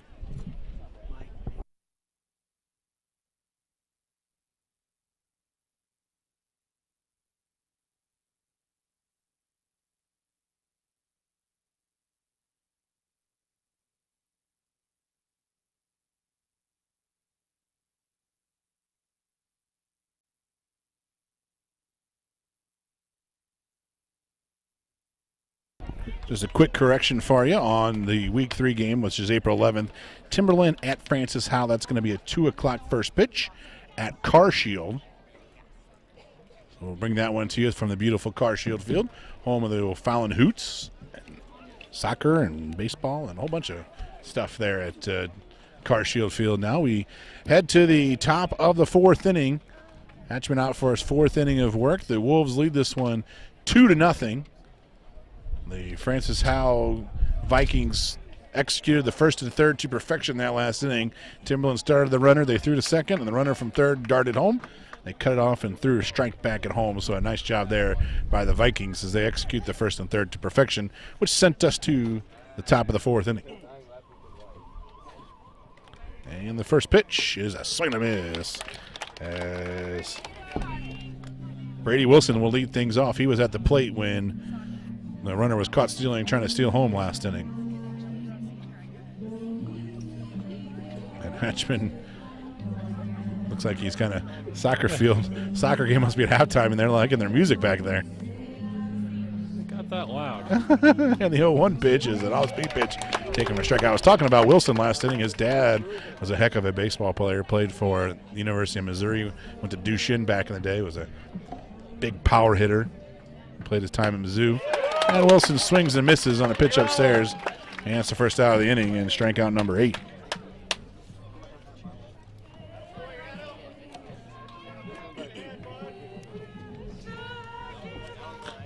The crowd likes the music too. And the first pitch to Brady Holtman is on its way. Swinging a foul straight back. And it's 0-1.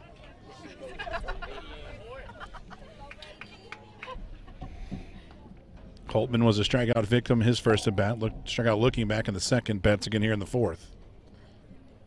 Hatchman with 8 already today. And the next pitch is in the dirt for a ball 1-1. Change. Okay.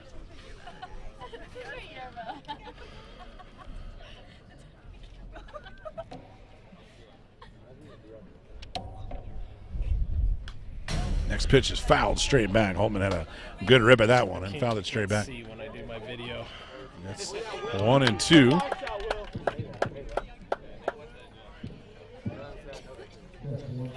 A ball and 2 strikes with 1 out here in the top of the 4th inning. And the 1-2 pitch in the dirt, and it's 2-2.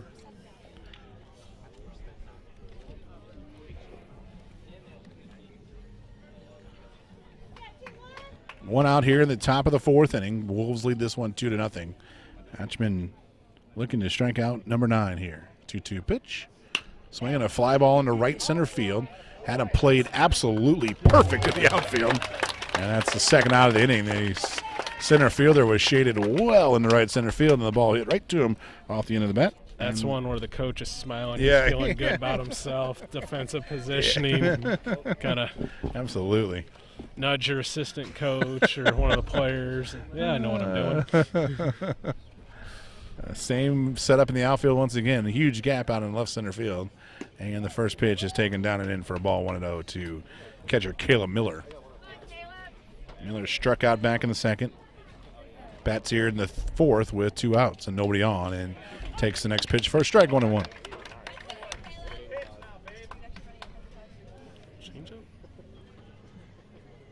1-1. Hatchman trying to get his hat back on. Awaits the 1-1 pitch. Here it comes. Swing and a miss. Miller, healthy cut at it, and goes down the count 1-2. Hatchman looking to set down the Vikings in order for the first time today. And the 1-2 pitch. Whoa, right down the middle, and everybody in the field thought that was a strike except the guy that matters, the umpire. The whole field was walking off the field there. And the count now is 2-2. I'm guessing a little low. And the 2-2, swing and a miss. Strikeout number 9 on the day. We head to the home half of the 4th inning. Wolves lead this one 2-0.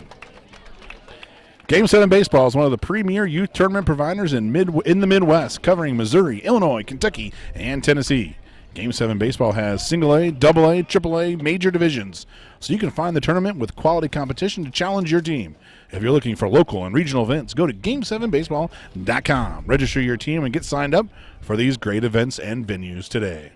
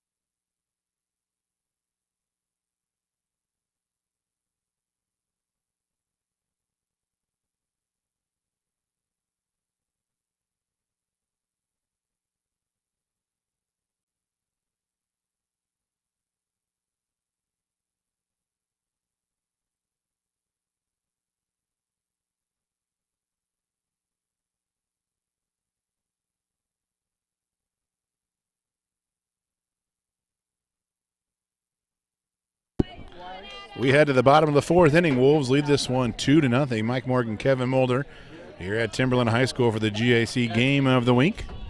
Home team Wolves lead this one 2-0, and Shipley out for his fourth inning of work takes the first pitch upstairs for a ball 1-0. It's going to be Ramos, Carlton, and Bish here in the fourth. And if anybody can reach, it'll be Daniel Wells. Count even now at 1 apiece. Leadoff hitter of this inning, Kason Ramos, who singled in his last at bat. And the 1-1. Off-speed pitch, a beauty for strike 2, 1-2. I think this next inning and a half is going to kind of tell the story in the game. If you're Timberland, you're looking to get a little more separation, and then the next inning for Hatchman is going to be crucial. It may be his last, especially if he gets tested or pushed a little bit. If he cruises through another one, will they let him go back out for a 6th? I don't know, but we're getting close to, my guess is, his limit for the day, just knowing how they've been building him up. So if you're Howell, you got to keep it right here. If you're Timberland, if you can extend somewhere between this inning and next inning, you're gonna make you feel a lot better in the 6th and the 7th. All right. The 1-2 pitch from Shipley to Ramos is on its way home. Swing and a line drive into center field, and right at the center field of Humbert. Ramos has been on it today. Basically the same ball. That time he got under that one a little bit and carried out to Humbert. The first at bat, as you recall, looked basically like that, except for he was on top of it a little more.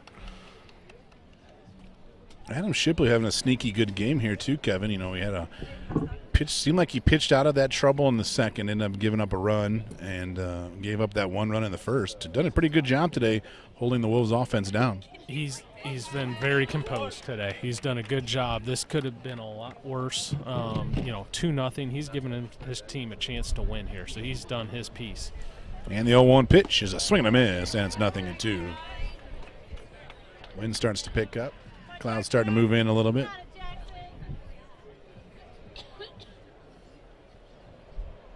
The 0-2 pitch from Shipley to Carlton is upstairs for ball 1-2. Nobody can keep their hats on today. It's a windy one, right in the face of the pitcher. So that's another factor. These pitchers have done a great job. Sure. I mean, it's harder to throw strikes when it's windy. Obviously, the ball's going to carry better. Swing and a miss. Strikeout number 5 for Shipley as Carlton goes down swinging. It's going to take away from your fastball a little bit. In turn, though, when the wind blows out, typically your secondary pitchers are a little bigger, a little sharper, change-ups, breaking balls, etc. Caden Bush to the plate. Shipley trying to put down the Wolves in order for the first time today. Northfleet diving play to his right, throws it by the first baseman. Great job by Miller backing up the throw. Now he throws it away, trying to throw behind the runner at first base. A little snowball fight there. And runners will be at first base. Great play by Northfleet, but the throw to Langley was a little bit wide. And it'll go down as an E3, and it'll extend the inning to the top of the order to Daniel Wells. That's a tough E3, but you're correct. Yeah. Sorry about that one, phenomenal play by Brett Northfleet just to get to the ball. Be hard to get by that man's reach at first base. Yeah, that is one thing he has, is a big-time reach. That catch radius, Coach Strinkowicz is excited about next fall. Runner at first base with 2 outs. See if Langley can pitch around this one. And the first pitch is upstairs for a ball, 1-0. Go, Dan.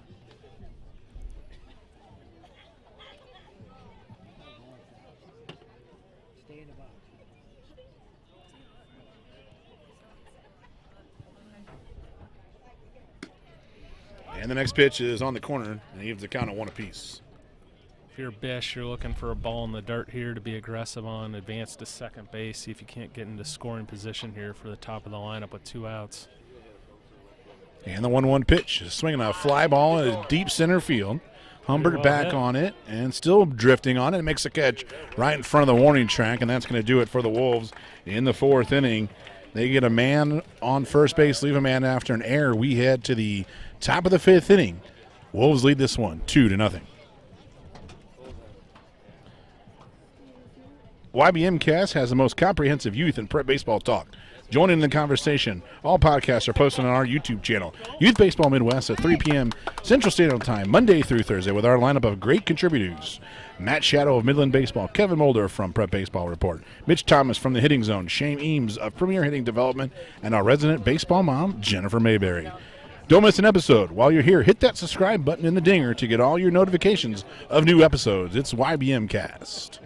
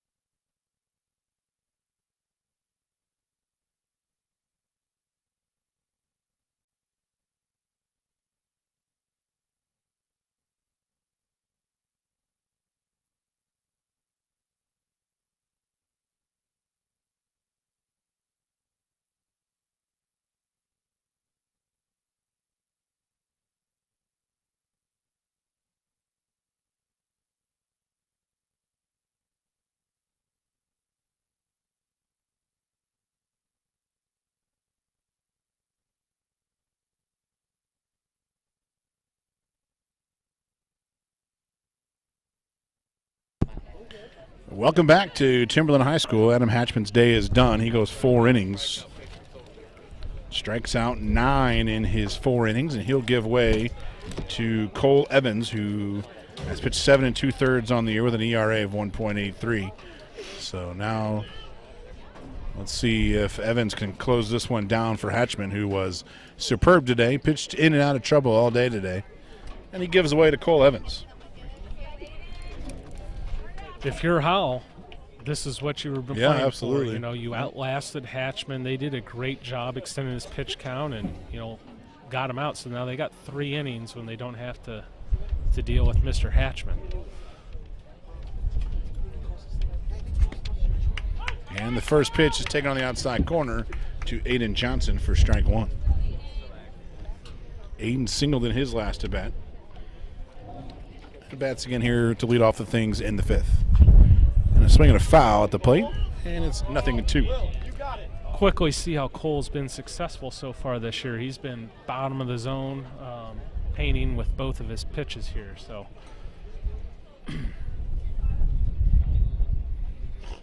and the 0-2 pitch on its way.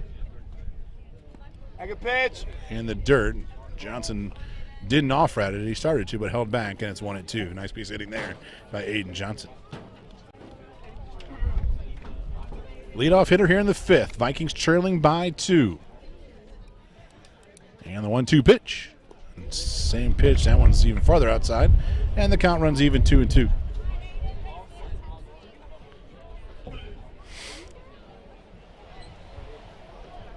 Seven, 8, 9 here in the 5th for the Vikings. Johnson's asking for time. The umpire took him a while to grant it. Wind picked up there. Kind of Cole. The pitcher stepped off there. He did not need to. The umpire did not grant him time. Okay. Next pitch on 2-2. Another off-speed pitch, and it's a ball low and away, and the count runs full 3-2. Tried 3 sliders. He's missed low and away each time. He had some early success with 2 fastballs, bang, bang, and then started nibbling a little. And a 3-2 pitch. That fastball. Right money down maker. the middle. Right down the middle for strikeout number 1. That's got some serious life to it. Yeah. I mean, he keeps that low. I'm sure he gets a lot of ground ball contact when he forces contact. That's got some arm side of life and good fastball. And the first pitch to Brendan Wibbemeyer is downstairs for a ball, 1-0. Leadoff hitters retired here in the 5th.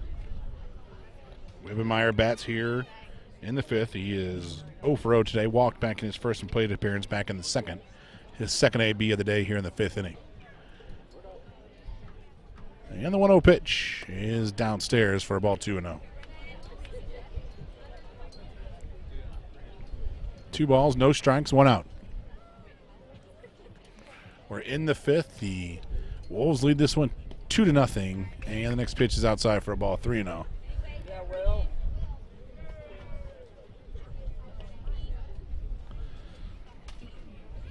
Three balls, no strikes. One out here in the fifth. Garrett Puckett on deck. And here comes the 3-0 pitch. He is right down the middle for strike one, 3-1. Cole Evans in relief of Adam Hatchman. He was electric today with 9 punch-outs and 4 innings. And the 3-1 pitch is swing and fouled back and out of play, and the count runs full. Nice job by Evans to get this one back to full.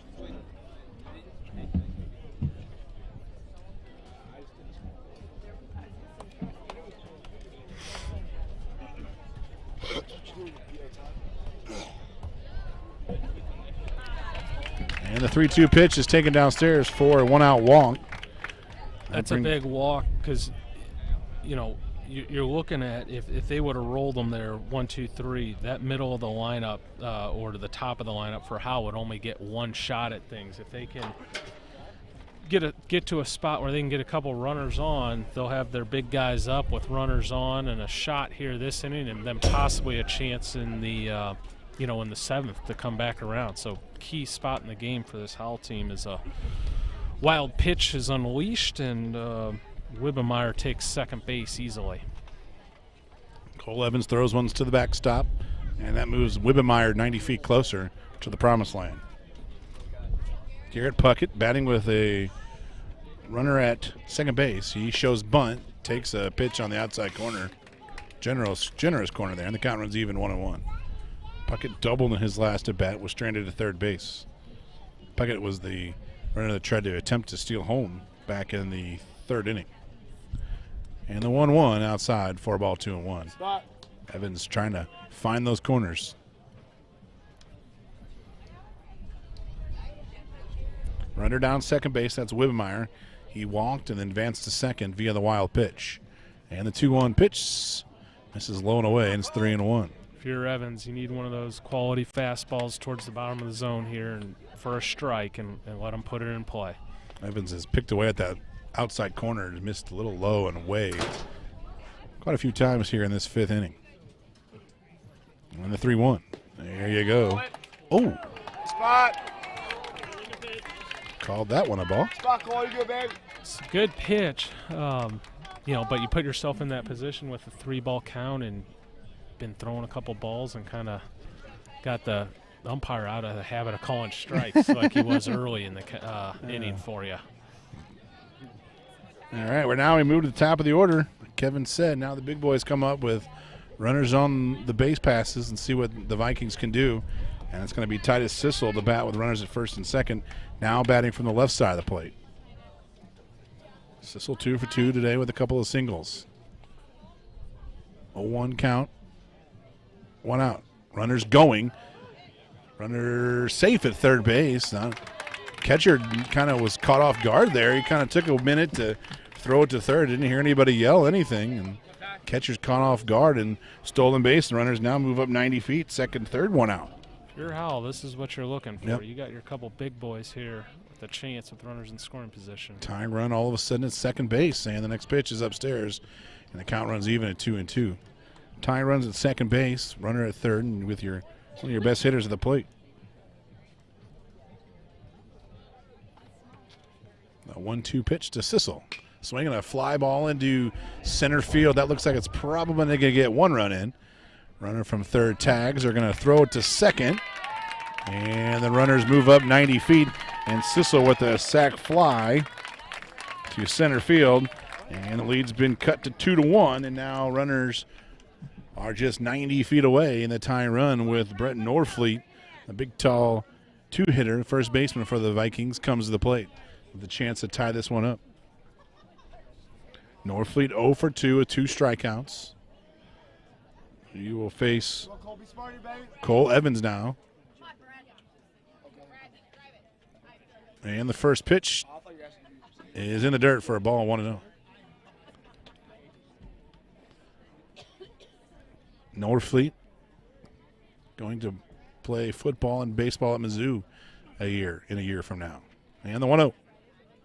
Taken down and away 2-0, and looks like Evans being a little careful with Nordfleet, with the runner at third base and couple empty bases. And the 2-0 taken downstairs for a ball, 3-0.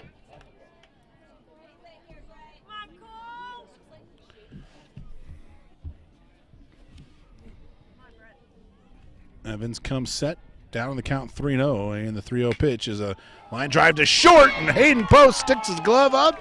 He snares it. Great play there by Post. Norfleet had the green light on 3-0, and he lines out to end the inning. The Vikings get one, but we head to the home half of the fifth inning. We'll still lead this one 2-1. The Hitting Zone STL indoor baseball training facility located in O'Fallon, Missouri. You can visit them online at www.thehittingzonestl.com.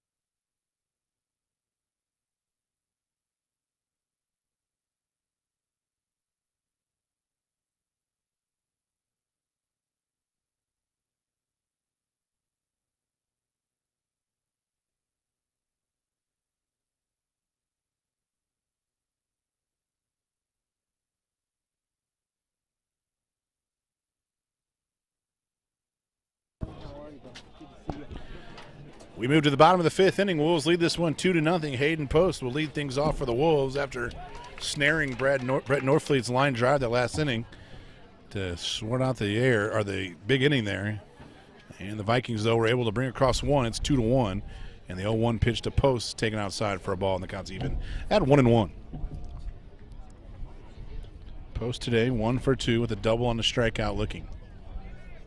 And the 1-1 pitch, swing and a miss.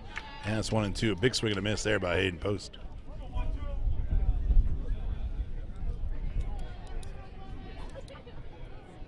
Ball and 2 strike to the leadoff hitter here in the bottom half of the fifth inning.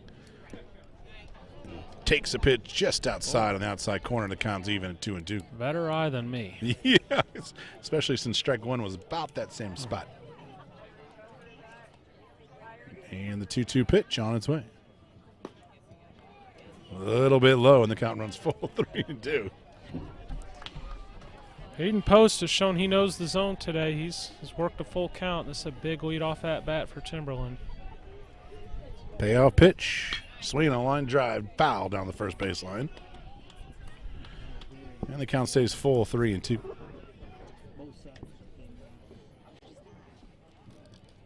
We're in the home half of the fifth inning. Timberland leads this one 2-1. 1 run in the first, 1 run in the second for the Wolves. And a swing and a miss by Post. Good job by Shipley coming all the way back there and putting him away the leadoff hitter there. Looks like 8 punch-outs for Shipley today as well. He has done well pitching deep in this game, got into the fifth inning. Now he'll face Carson McCaleb, the catcher, today. He got hit by a pitch and walked. And takes the first pitch downstairs for a ball 1-0. Shipley trying to get through 5. He's done a great job pitching out of some trouble back in the early innings and has kept his team right there with a chance to come from behind and win this one. And then the next pitch is popped up into center field. Just under it. And that's still going to carry all the way out to the warning track. Humbert took about 25 backpedal steps there as the ball just continued to travel into center field. Shipley trying to set down the Wolves in order for the first time today.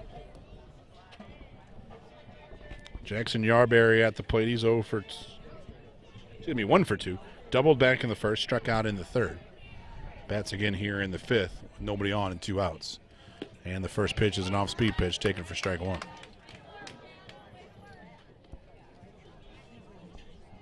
Adam Shipley trying to get through 5.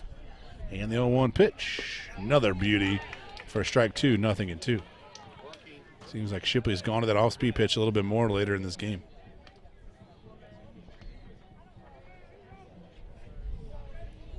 Will he go to it for the third time? He does. That one stayed upstairs, and it's 1-2. Working our way through the third time in the lineup, you're going to go to your second and third choices sometimes. Lose a little bit off that fastball. And the 1-2 pitch is an off-speed pitch, fouled. And the count stays at 1-2. Let's go, Jackson.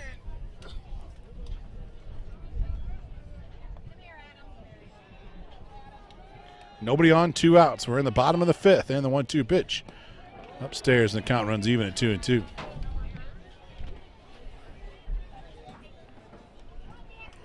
Shipley trying to put down the Wolves in order for the first time here today. He's gotten the first 2. Looking for the third out of the inning, and a swing and a foul just ran in on Yarborough and right on his knuckles and fouled it off his knee. And the count stays at 2-2. Good job by Yarberry, just battling there, fouling off a really tough pitch, and lives to see another pitch here. That just came bearing on his hands. Count, 2 balls, 2 strikes, 2 outs. 2-1. Wolves lead this one. And the 2-2 pitch. Way upstairs, and the count runs full, 3-2. Overthrew that one a little bit. And the count runs to full with 2 outs.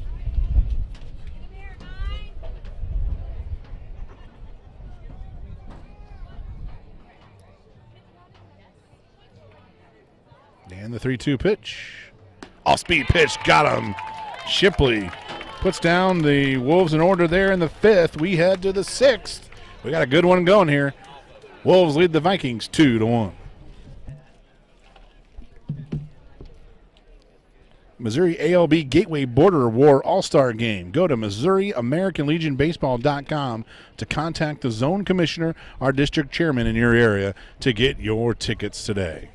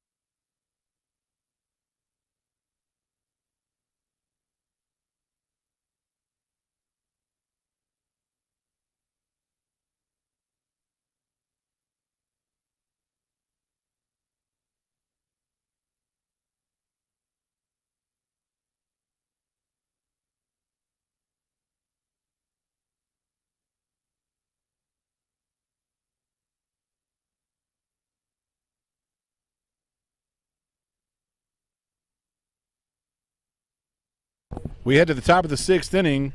Vikings trail the Wolves here 2-1. It's the 3-4-5 hitters for the Vikings, and this is the inning. I think they want to get something going here. The meat of their order coming up, Humbert, Wilson, and Holtman. First pitch from Cole Evans is over for a strike, 0-1. Next pitch is a beauty with a lot of run on it. Humbert's had a tough start to the day, but he's the type of hitter that can have a good day with one swing of the bat. So Humbert struck out both times against Hatchman. Evans in relief of Adam Hatchman. And the next pitch is downstairs for a ball 1-2. Hatchman was superb today with 9 punch-outs in 4 innings. And the 1-2 pitch on its way. Swinging a line drive up the middle, base hit. And just like Kevin said, Humbert gets his day going with a single up the middle, and the tying run is on base just like that. Would like to bring up Adam Shipley's been phenomenal. Yeah, for sure. He's had to battle through some adversity early on, and kind of like we talked about, he just kept his team there. He's given them a chance to come back and win this game, and kept the momentum on their side. Northfleet had allowed out the end of the inning, and then registers a 1-2-3 inning there and gets his offense right back at things, and doesn't give Timberland a chance to breathe at all. So they're right back at things as Humbert leads off the inning with a base knock up the middle. And looking back on it, too, the second run came. He got a ground ball, tailor-made double play that wasn't, completed. And absolutely. That's the second run, so he's been spectacular. That's a senior leader right there. Yeah. Quarterback, cool under pressure. It's a great job by Shipley today for Francis Howell. This is a Francis Howell. You have your 4-hitter up, and he showed bunt the first two. Two. Everyone's here. All these scouts come to see Hatchman. The spotlight's on him, and if you're Shipley, you can probably feel a little excited and pitch with the chip on your shoulder a little bit, and he's been a star today. Wilson says, I'm not going to bunt. I'm just going to line one into left field. And the runner's at first and second, Coach nobody Perkins, out. put that bunt sign away for me. I'm one of the big boys. The Vikings have something going here in the fifth with the first two runners on. Now they're – Speaking of big boys, here comes the football player. Yep. And now we have a visit. Coach will go out and talk to his pitcher, Cole Evans. This will be an interesting decision, knowing how Howell plays. And the time of the game is going to dictate this. We got a one-run game. You're down. There's nobody out. But we are kind of approaching the back side of the middle of the lineup right here. So we got where are we at? The 6 hole. No, we're at the 5 hole today.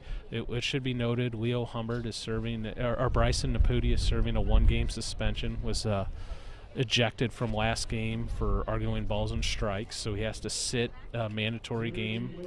So they're down a spot. So Holtman's your 5 hole today. So you got a decision here to make if you're Howell. Do you sack him over and for the 6, 7, 8 spot in your lineup? It looks like they're going to go to the bench here. Yep. Bring in number 16. Get number 16.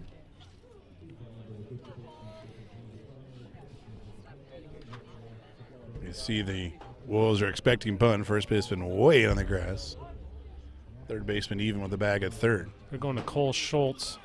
And which would be a dead giveaway that they're bunting because Holtman is not your prototype. He's going to Wyoming to play football on defense. So he's not he's more of a bruiser. He's in there to hit doubles and homers. He's not your guy you're going to sack with. So Coach Perkins going to Cole Schultz, can handle the bat, handles the short game well, called on to get the bunt down. And he bunts it straight up in the air, and that just does not make your coach happy. Yeah, you pinch hit there and you don't get it down, you bunt it right into the air to the first baseman. That's the first out of the inning. It's a tough assignment. You sit on the bench and you're called on to get the bunt down, but that's it's an important spot of the game right there. Now Evans is one pitch away from getting out of this inning. And the first pitch to Miller as he showed bunt, pulled it back, and swung through it 0-1. Now all of a sudden, Evans feeling a little bit better about himself. Absolutely. First and second, nobody out now. First and second, one out. And a line drive into center field, just as I said. Might have to hold they're gonna try to score the runner. Here comes the play at the plate, throws up the line, and safe. And we're tied as Leo Humbert comes cruising around third base. And a big hit by Caleb Miller picks up his teammate. And now we're tied at 2 apiece. Great third base coaching by Coach Perkins, really aggressive. Had a chance to throw him out with a little bit better of a throw. Took him up the line a little bit, allowed the runner to score. Allows Humbert to score from second. Going to be a lot closer play. Humbert must have got a great jump at second base. And a swing and a ground ball into left field. See if they're trying to score the runner. They will. Left fielder's up with a throw to the plate. It's not in time. And they'll score the run, but they're going to get the runner going from second to third and try to go back to first. But the Vikings have taken the lead as Brady Wilson scores from second base. They get Caleb Miller trying to go to third on the throw. It goes 2-6 as Hayden Post came on the backside to get that back throw. But just like that, now all of a sudden, Francis Howell leading 3-2. On top. Kevin might have called that between innings. Oh, no. I said maybe. And the first pitch is a throw to Great second. throw by Dime McCaleb. to second base. Charged up as he heads off the field. That's a big-time throw by McCaleb. And that's going to do it for the 6th inning. So I have to look and see what inning we're in. 6th inning, but the Vikings get their 2 runs there, and they all of a sudden they take a 3-2 lead.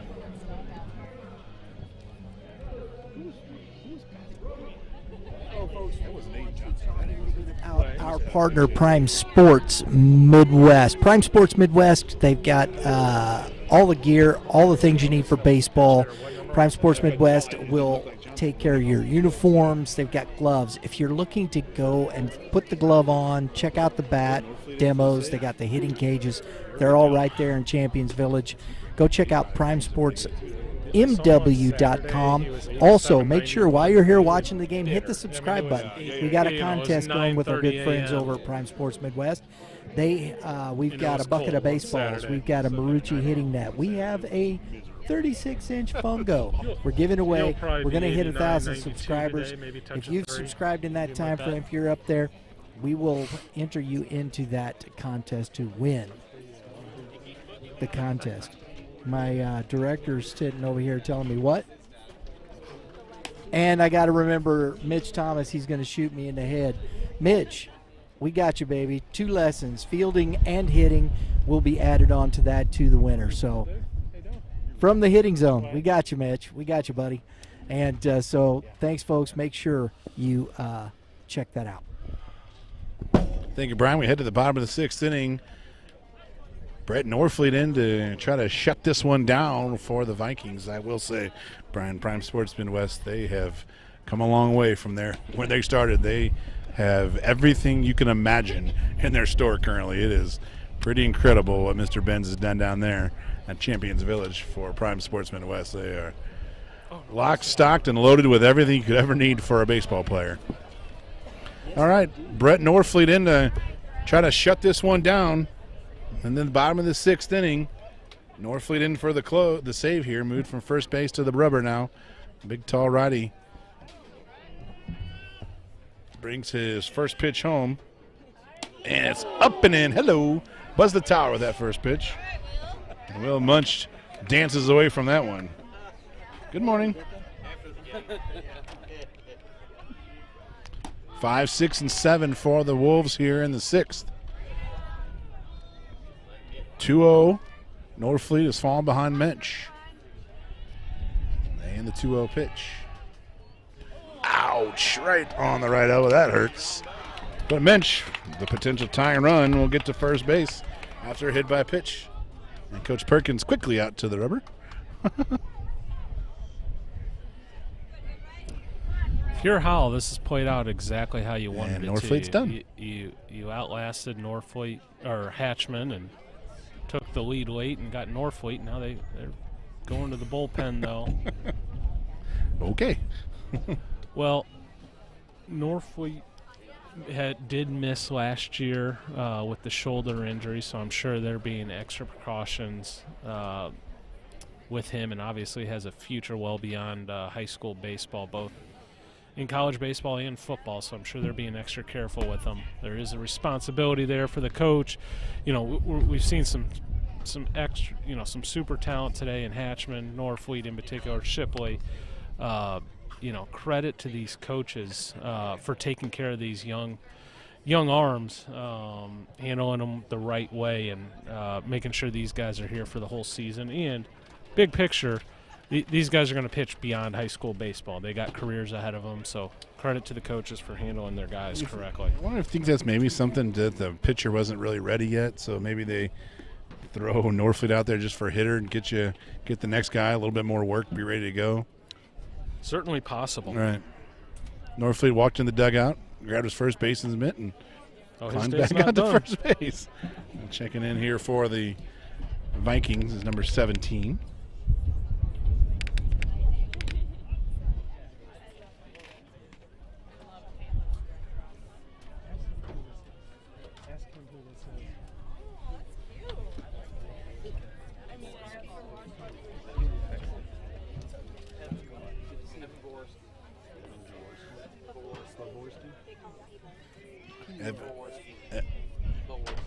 Evan Jaworski into the game for Francis Howell.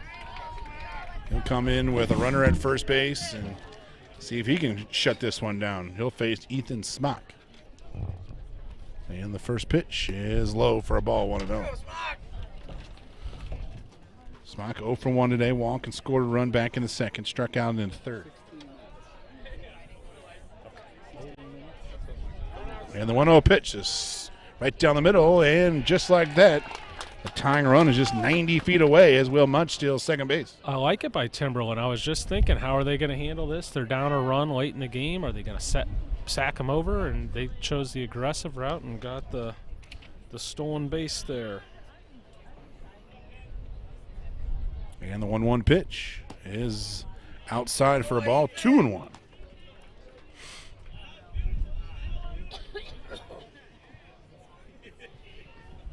All of a sudden, the Wolves are just a base hit away from tying this one up. And the next pitch is a ground ball hit to third, and it goes foul down the third base line. And the count runs even at 2 apiece. Got all sorts of things going on here. We got late game strategy, some ominous skies behind us, possible rain moving in. So there's a lot of balls in the air here. What's going on here? Glad I'm just sitting here and not having to make any decisions on the field. And the 2-2 pitch is swung and popped up right behind home plate. It's not a point. The count stays even at 2 apiece.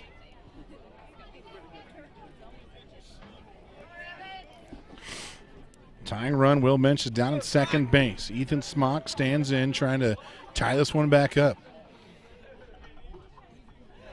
And the 2-2 is an off-speed pitch, stays just inside. The count runs full, 3-2. 1 run in the first, 1 run in the second for the Wolves, 1 run in the fifth, 2 runs in the second, or in the sixth for Francis Howell. And that's where we're at. Francis Howell leads this one 3-2. And the payoff pitch, the swing, a ground ball, slowly hit to third, and it's going to go foul. And the count stays full at 3-2. Carson Ramos on deck, who's had 2 great at-bats today, waits to hit next.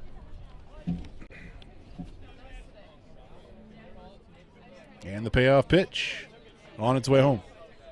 Off-speed pitch right off the end of the bat. Catcher's up with it. He'll go to first base. That's a great play by Caleb Miller. That ball, basically a swinging bunt right up the first baseline, and that's a tough play because you got the runner to contend with up the first baseline. He cleared a throwing lane, made the out at first base. If you're Timberland, not all lost there. You advance your runner from second to third, and Ramos has been on it today. Yeah. So if he gets a similar result to what he produced the first 2, you're in business here. Yeah, for sure. You got the guy you maybe want at the plate if you're Timberland. Yeah, not the best way to move the runner over, but it sure does get the job done. Yes, it does. You go home and you tell your dad, I just laid a perfect bunt down to move the tying run to third base. As Howell draws the infield in here, try to cut down the tying run here. First pitch to Ramos was an off-speed pitch taken for strike 1. Infield in on the grass, trying to cut down the tying run, and the 0-1 pitch. Off-speed pitch in the dirt, blocked nicely by Miller, and it's 1-1.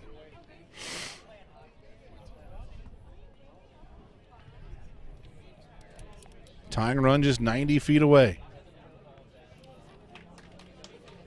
Carson Ramos at the plate, looking to tie this thing back up for the Wolves. And the 1-1 pitch. Straight down the middle for strike 2, 1-2. That was a pitch he probably wants back. And if you're Ramos, you got to have the ball in play. Ideally, you want to get the ball in the air to give yourself a chance to advance that runner from third. The sac fly or a hit. And the 1-2 pitch. Off-speed pitch, and just got a piece of it. Stays alive as Ramos. Miller wore that one right off the right hamstring, right in the right ear groin area. He'll take his time and go out and talk to his pitcher. Got to be a different breed to sit back there. That is the truth. They call it the tools of ignorance for a reason. That's right. I raised 2 catchers at home. I told my wife last night, actually. I said, that's why they put the tools of ignorance on. She's like, what does that mean? I said, because you got to be different to go back there and have balls be thrown at your face. And the 1-2 pitch is swung on, hit to third. They're going to come home. The third of the plate is out at the plate. What a play by Sissel. Great throw and got the runner trying to score. And that's the second out of the inning. That was a great play all the way around. Sissel, catcher, making a great play, and I thought the umpire made a good call, too. Yeah, from here for sure. Bang, bang, certainly, but he was out, and good play all the way around.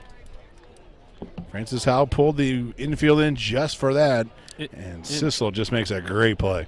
Yeah, there aren't many shortstops in the state that are going to make that play. A handful possibly, but he is as rock solid as they come and a special athlete. Yeah, he does a lot of things right out there. Now Ramos on at first base after the fielder's choice. If I'm Timberland, I might think I don't know the depth of their roster. I might think about getting a substitute, a pinch runner here for Ramos. Off-speed pitch is a swing and a miss. Slow, but he's certainly not a burner either. Right. And if you looking to steal a base or a double and scoring a run here. Well, in his first lead, his lead is only about 2.5 steps here, so I'm going to need something deep in the gap to score him. And a swing and a miss, and it's nothing at 2.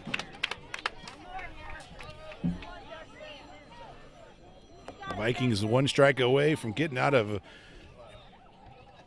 a jam here in the 6th inning and send it to the last of the 7th.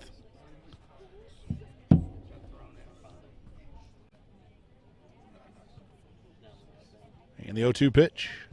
Swing on a pop-up, backing out of play, and it's 1-2. Excuse me, 0-2. Ramos on at first. He reached via the fielder's choice. Jackson Carlton trying to get it to the 9-hitter, Caden Bish. Vikings lead it 3-2. And the 0-2 pitch on its way. Off-speed pitch on the inside corner. It fooled Carlton. And down on strikes is Carlton, and the Vikings pitch out of that trouble. We head to the top of the 7th inning. Vikings lead this one 3-2.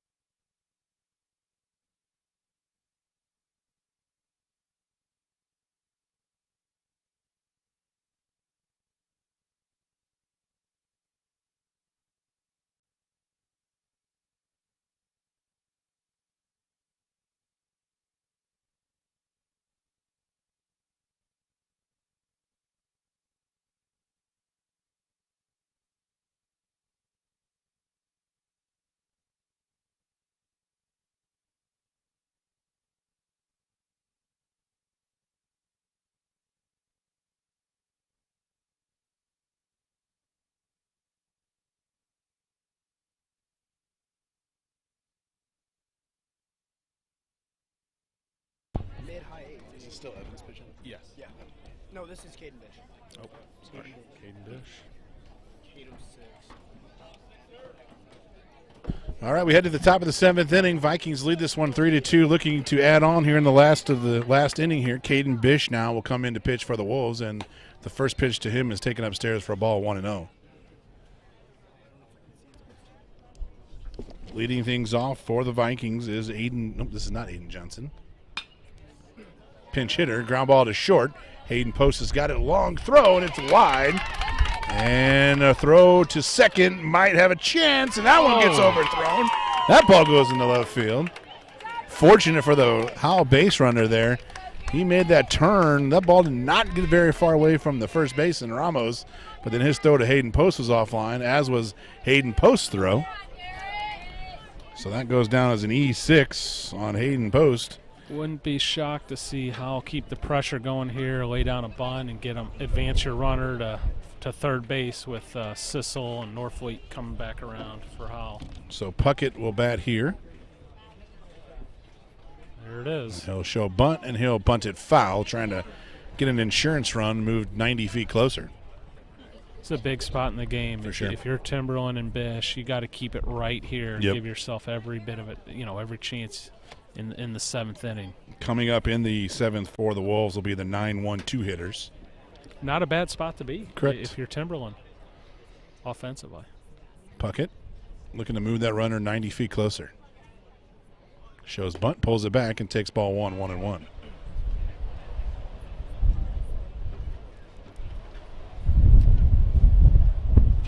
Caden Bish trying to keep this game right here. The wind is howling now. It is. The wind is picked up very much. It's gotten a little darker out here. And the next pitch is on the corner for strike 2, 1-2. Interesting to see what Howell goes here with the 1-2 count. Do they stick with the bunt or trust their runner and try to get a ground ball through the middle or right side to advance that runner here? Choked up on the bat. Might be swinging.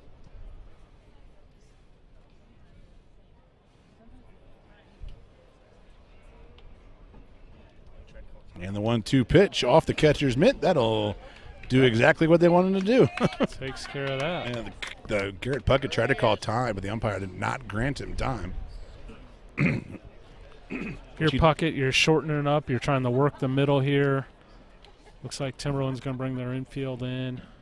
You're just trying to shoot something up the middle here. And the 2-2 pitch on its way. On the outside corner, a beauty for strike 3. Good pitch by Bish. Yeah, that was a great pitch, and that's the first out of the inning. Coach Perkins down at third base just shaking his head. One thing you can't do there is take strike 3. And that brings in top of the order in Titus Sissel, who made a spectacular play back in this bottom half of the inning to cut down the tying run at the plate. And takes the first pitch for strike 1. An off-speed pitch was right at the top of the letters, and it's 0-1. Titus trying to bring home the 4th run of the day for the Vikings and give them a 2-run cushion to head to the bottom of the 7th. Then the next pitch is flown into deep right field. That's going to get the job done. The right fielder makes it, tagging up from third. And the Vikings lead it 4-2 as Titus Sissel with a sac fly into right field gets the job done. Second sacrifice fly of the afternoon for Sissel. And the Vikings lead this one 4-2. What a day for Titus Sissel. Just a couple of hits, a couple stolen bases, driving in a couple of runs on sac flies. Great stellar defense. Threw a guy out at third, threw a guy out at home. This is an all-around great game for Titus Sissel as Brett Norfleet takes strike 1, 0-1. 2 outs here in the top of the 7th inning. Vikings lead it 4-2, and the 0-1 pitch is an off-speed pitch taking low, 1-1.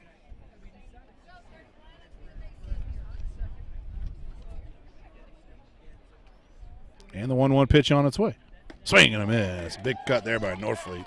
Swung right through it, and it's 1-2.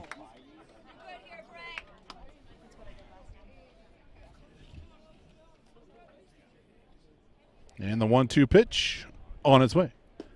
Just a little bit low, and the count's even 2-2. Good pitch on 1-2. Looked a little low. You got a 6'7" batter. The zone's a little taller. And the 2-2 pitch. Swinging a fair ball. Right off the end of the bat, it started in foul territory and Englished its way back into fair territory. And Bish took that himself, one unassisted. We head to the bottom of the 7th inning. Francis Howell gets a big insurance run. We head to the bottom of the 7th. Vikings lead this one 4-2.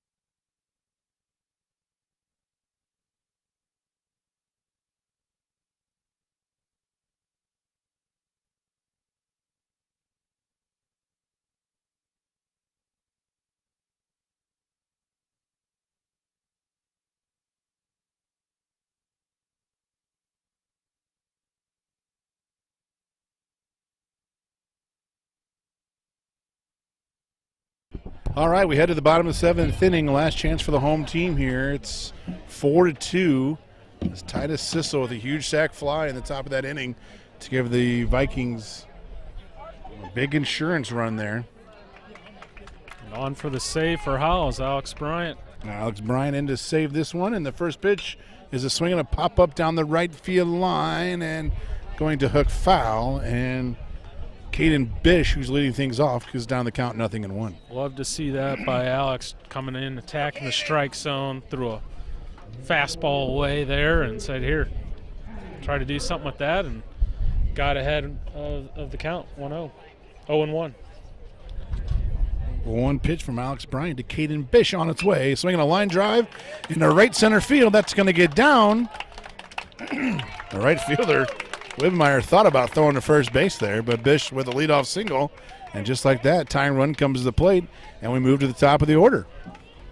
Wolves not going down without a fight. Great job by Bish, staying on that glove side fastball away by Alex Bryant and driving one into right field. So Bish on it first, back top of the order, and Daniel Wells. And the first pitch to him is taken inside for a strike, 0-1. If you're Howell, you're focused on outs. Yep. You're just trying to get a out. Yep. You almost aren't worried about the guy on first. Be nice to get the out at second, but any out you can get, you're taking. And the next pitch is taken inside, 1-1. And if you're Timberland, you get trying to get one of these next two guys on and give your middle of the lineup a chance to crack a double and tie the game up. Alex Bryan trying to save this one. Fly ball into deep left field. On the run is the left fielder. On the run, he makes the catch. That's the first out of the inning. Great snag by Puckett. I mean, the wind's guzzling out towards left field, and there almost isn't a routine ball that direction. Yeah, Daniel Wells put a good barrel on that one. Flew it out to deep left field, but that's the huge first out of this inning for the Vikings as they try to shut this one down and get their 8th win of the season and their first conference win of the year. And the first pitch is a swing and a miss by Hayden Post. He tried to tie it up with one swing of the bat there. He let it fly there, didn't he? Yeah, nothing Good left. for him. Nothing left. Post made a key error last inning, allowed the Vikings to get that big insurance run. Next pitch to him is taken upstairs for a ball, 1-1. Post is 1 for 3 today with a double and 2 strikeouts. And the 1-1 pitch is taken low and in for a ball, 2-1.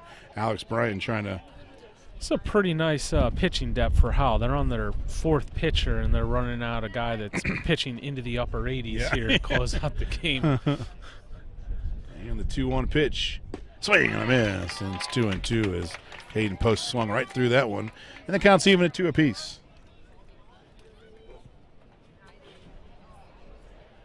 2 balls, 2 strikes, 1 out. Tying runs at the plate.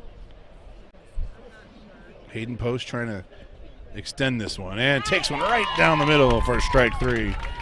Post strikes out looking, and it's the 2nd out of the inning.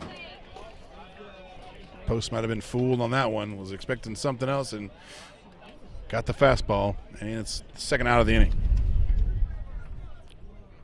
Carson McCaleb, the last chance, the last hope for the Wolves, and takes the first pitch over for a strike, 0-1.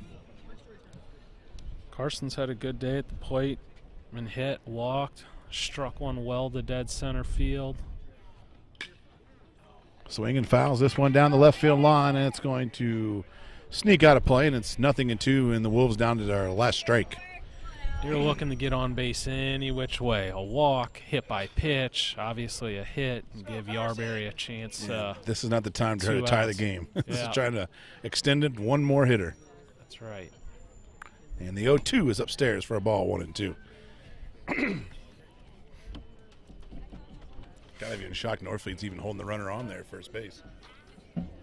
Yeah, especially with the left-handed hitter. Right. But you do keep that force in play. And the 1-2 in the dirt for a ball, 2-2. All right.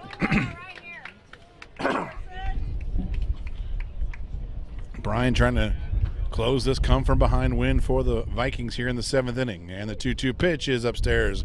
Ball 3. Nice job here. I would definitely play Norfleet behind. He's going to be running either way here. You get some extra coverage here. Yep. Perkins telling his first baseman to get off, but he doesn't hear him. And there he goes. The 3-2 pitch. Runner going, a swing and a miss. Got him upstairs. And the Vikings with a huge come-from-behind win. They win this one 4-2. What a great outing, and I don't think we talked about him enough, Kevin, was Adam Shipley. What a great outing for him. He outdueled one of the top prospects of the area. Shipley did a great job and gets the win, and the Vikings with a huge come-from-behind win. They win this one 4-2. Yeah, great job there by Alex Bryan to get the save there, and Howell's a resilient team. It was really just a good, clean high school baseball game. We saw, one of the best prospects in Adam Hatchman, and certainly didn't disappoint. And from Shipley, I don't know about outdueled, but I'll say outlasted, and ended up on the right side of things. And what it really impresses you about Howell is they showed off their depth today, and that's a separator for them. They play great defense and have a lot of depth, and it definitely shone through for them today.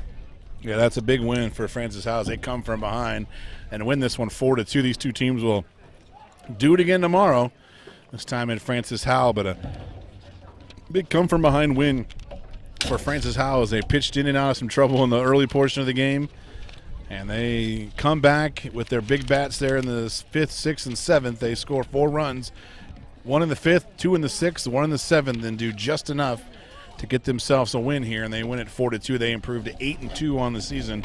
Timberland drops to 4-8 on the year, and these two teams will do it again tomorrow, like I said, at Francis Howell. But a big win for the Vikings, as looks like Brian trying to corral our player of the games and get a quick word with him. Well, that was fun. Yeah, it was great a fun game. That great lived game. up to the billing, and that's what you're going to get out of the GAC. And you got 2 good pitching performances, some good swings offensively, and a lot of fun defense. A lot of good plays defensively from both teams. And if you're Timberland, nothing to hang your head about on this one. You're trying to come back and get them tomorrow. Here comes one of our players of the game for Timberland, Adam Hatchman. Will sit down and join us, and we'll have a quick talk with him as he moseys his way over, puts the headphones on, and takes a seat on our picnic bench. Thank you. Adam Hatchman, thanks for joining us. I know it's not the way you wanted to end it, but talk a little bit about today, about your day. It looked like you were kind of fighting the control a little bit there early, found it, and did a great job. But I know you wanted to win this one, but talk about your performance a little bit. It was pretty shaky all around. I couldn't really land off speed. That wasn't really working today, but I think I relied too much on my fastball. But, when I got mad, I started throwing better, and I kind of figured something out mentally. But, if I just go out there and not think too much, I think it can go a little bit different. I can get my pitch down a little bit lower and probably throw a couple more innings. But, overall, I didn't let up any runs, so, I'm proud about that. But, there's always little things I need to work on, but nothing. I think I could have been a little bit more dominant today, but. You did have 9 punch outs in 4 innings. So. I let up some hits, but they knew it was coming. I was just kind of serving it right down the middle, but overall it was pretty decent. That's a no joke lineup over there too either. Francis Howell, they're from 1 to 9. There's no joke. So yeah, but so obviously. Appreciate the perfectionist view there, always trying to get better. Noticed late in the game in the 4th inning,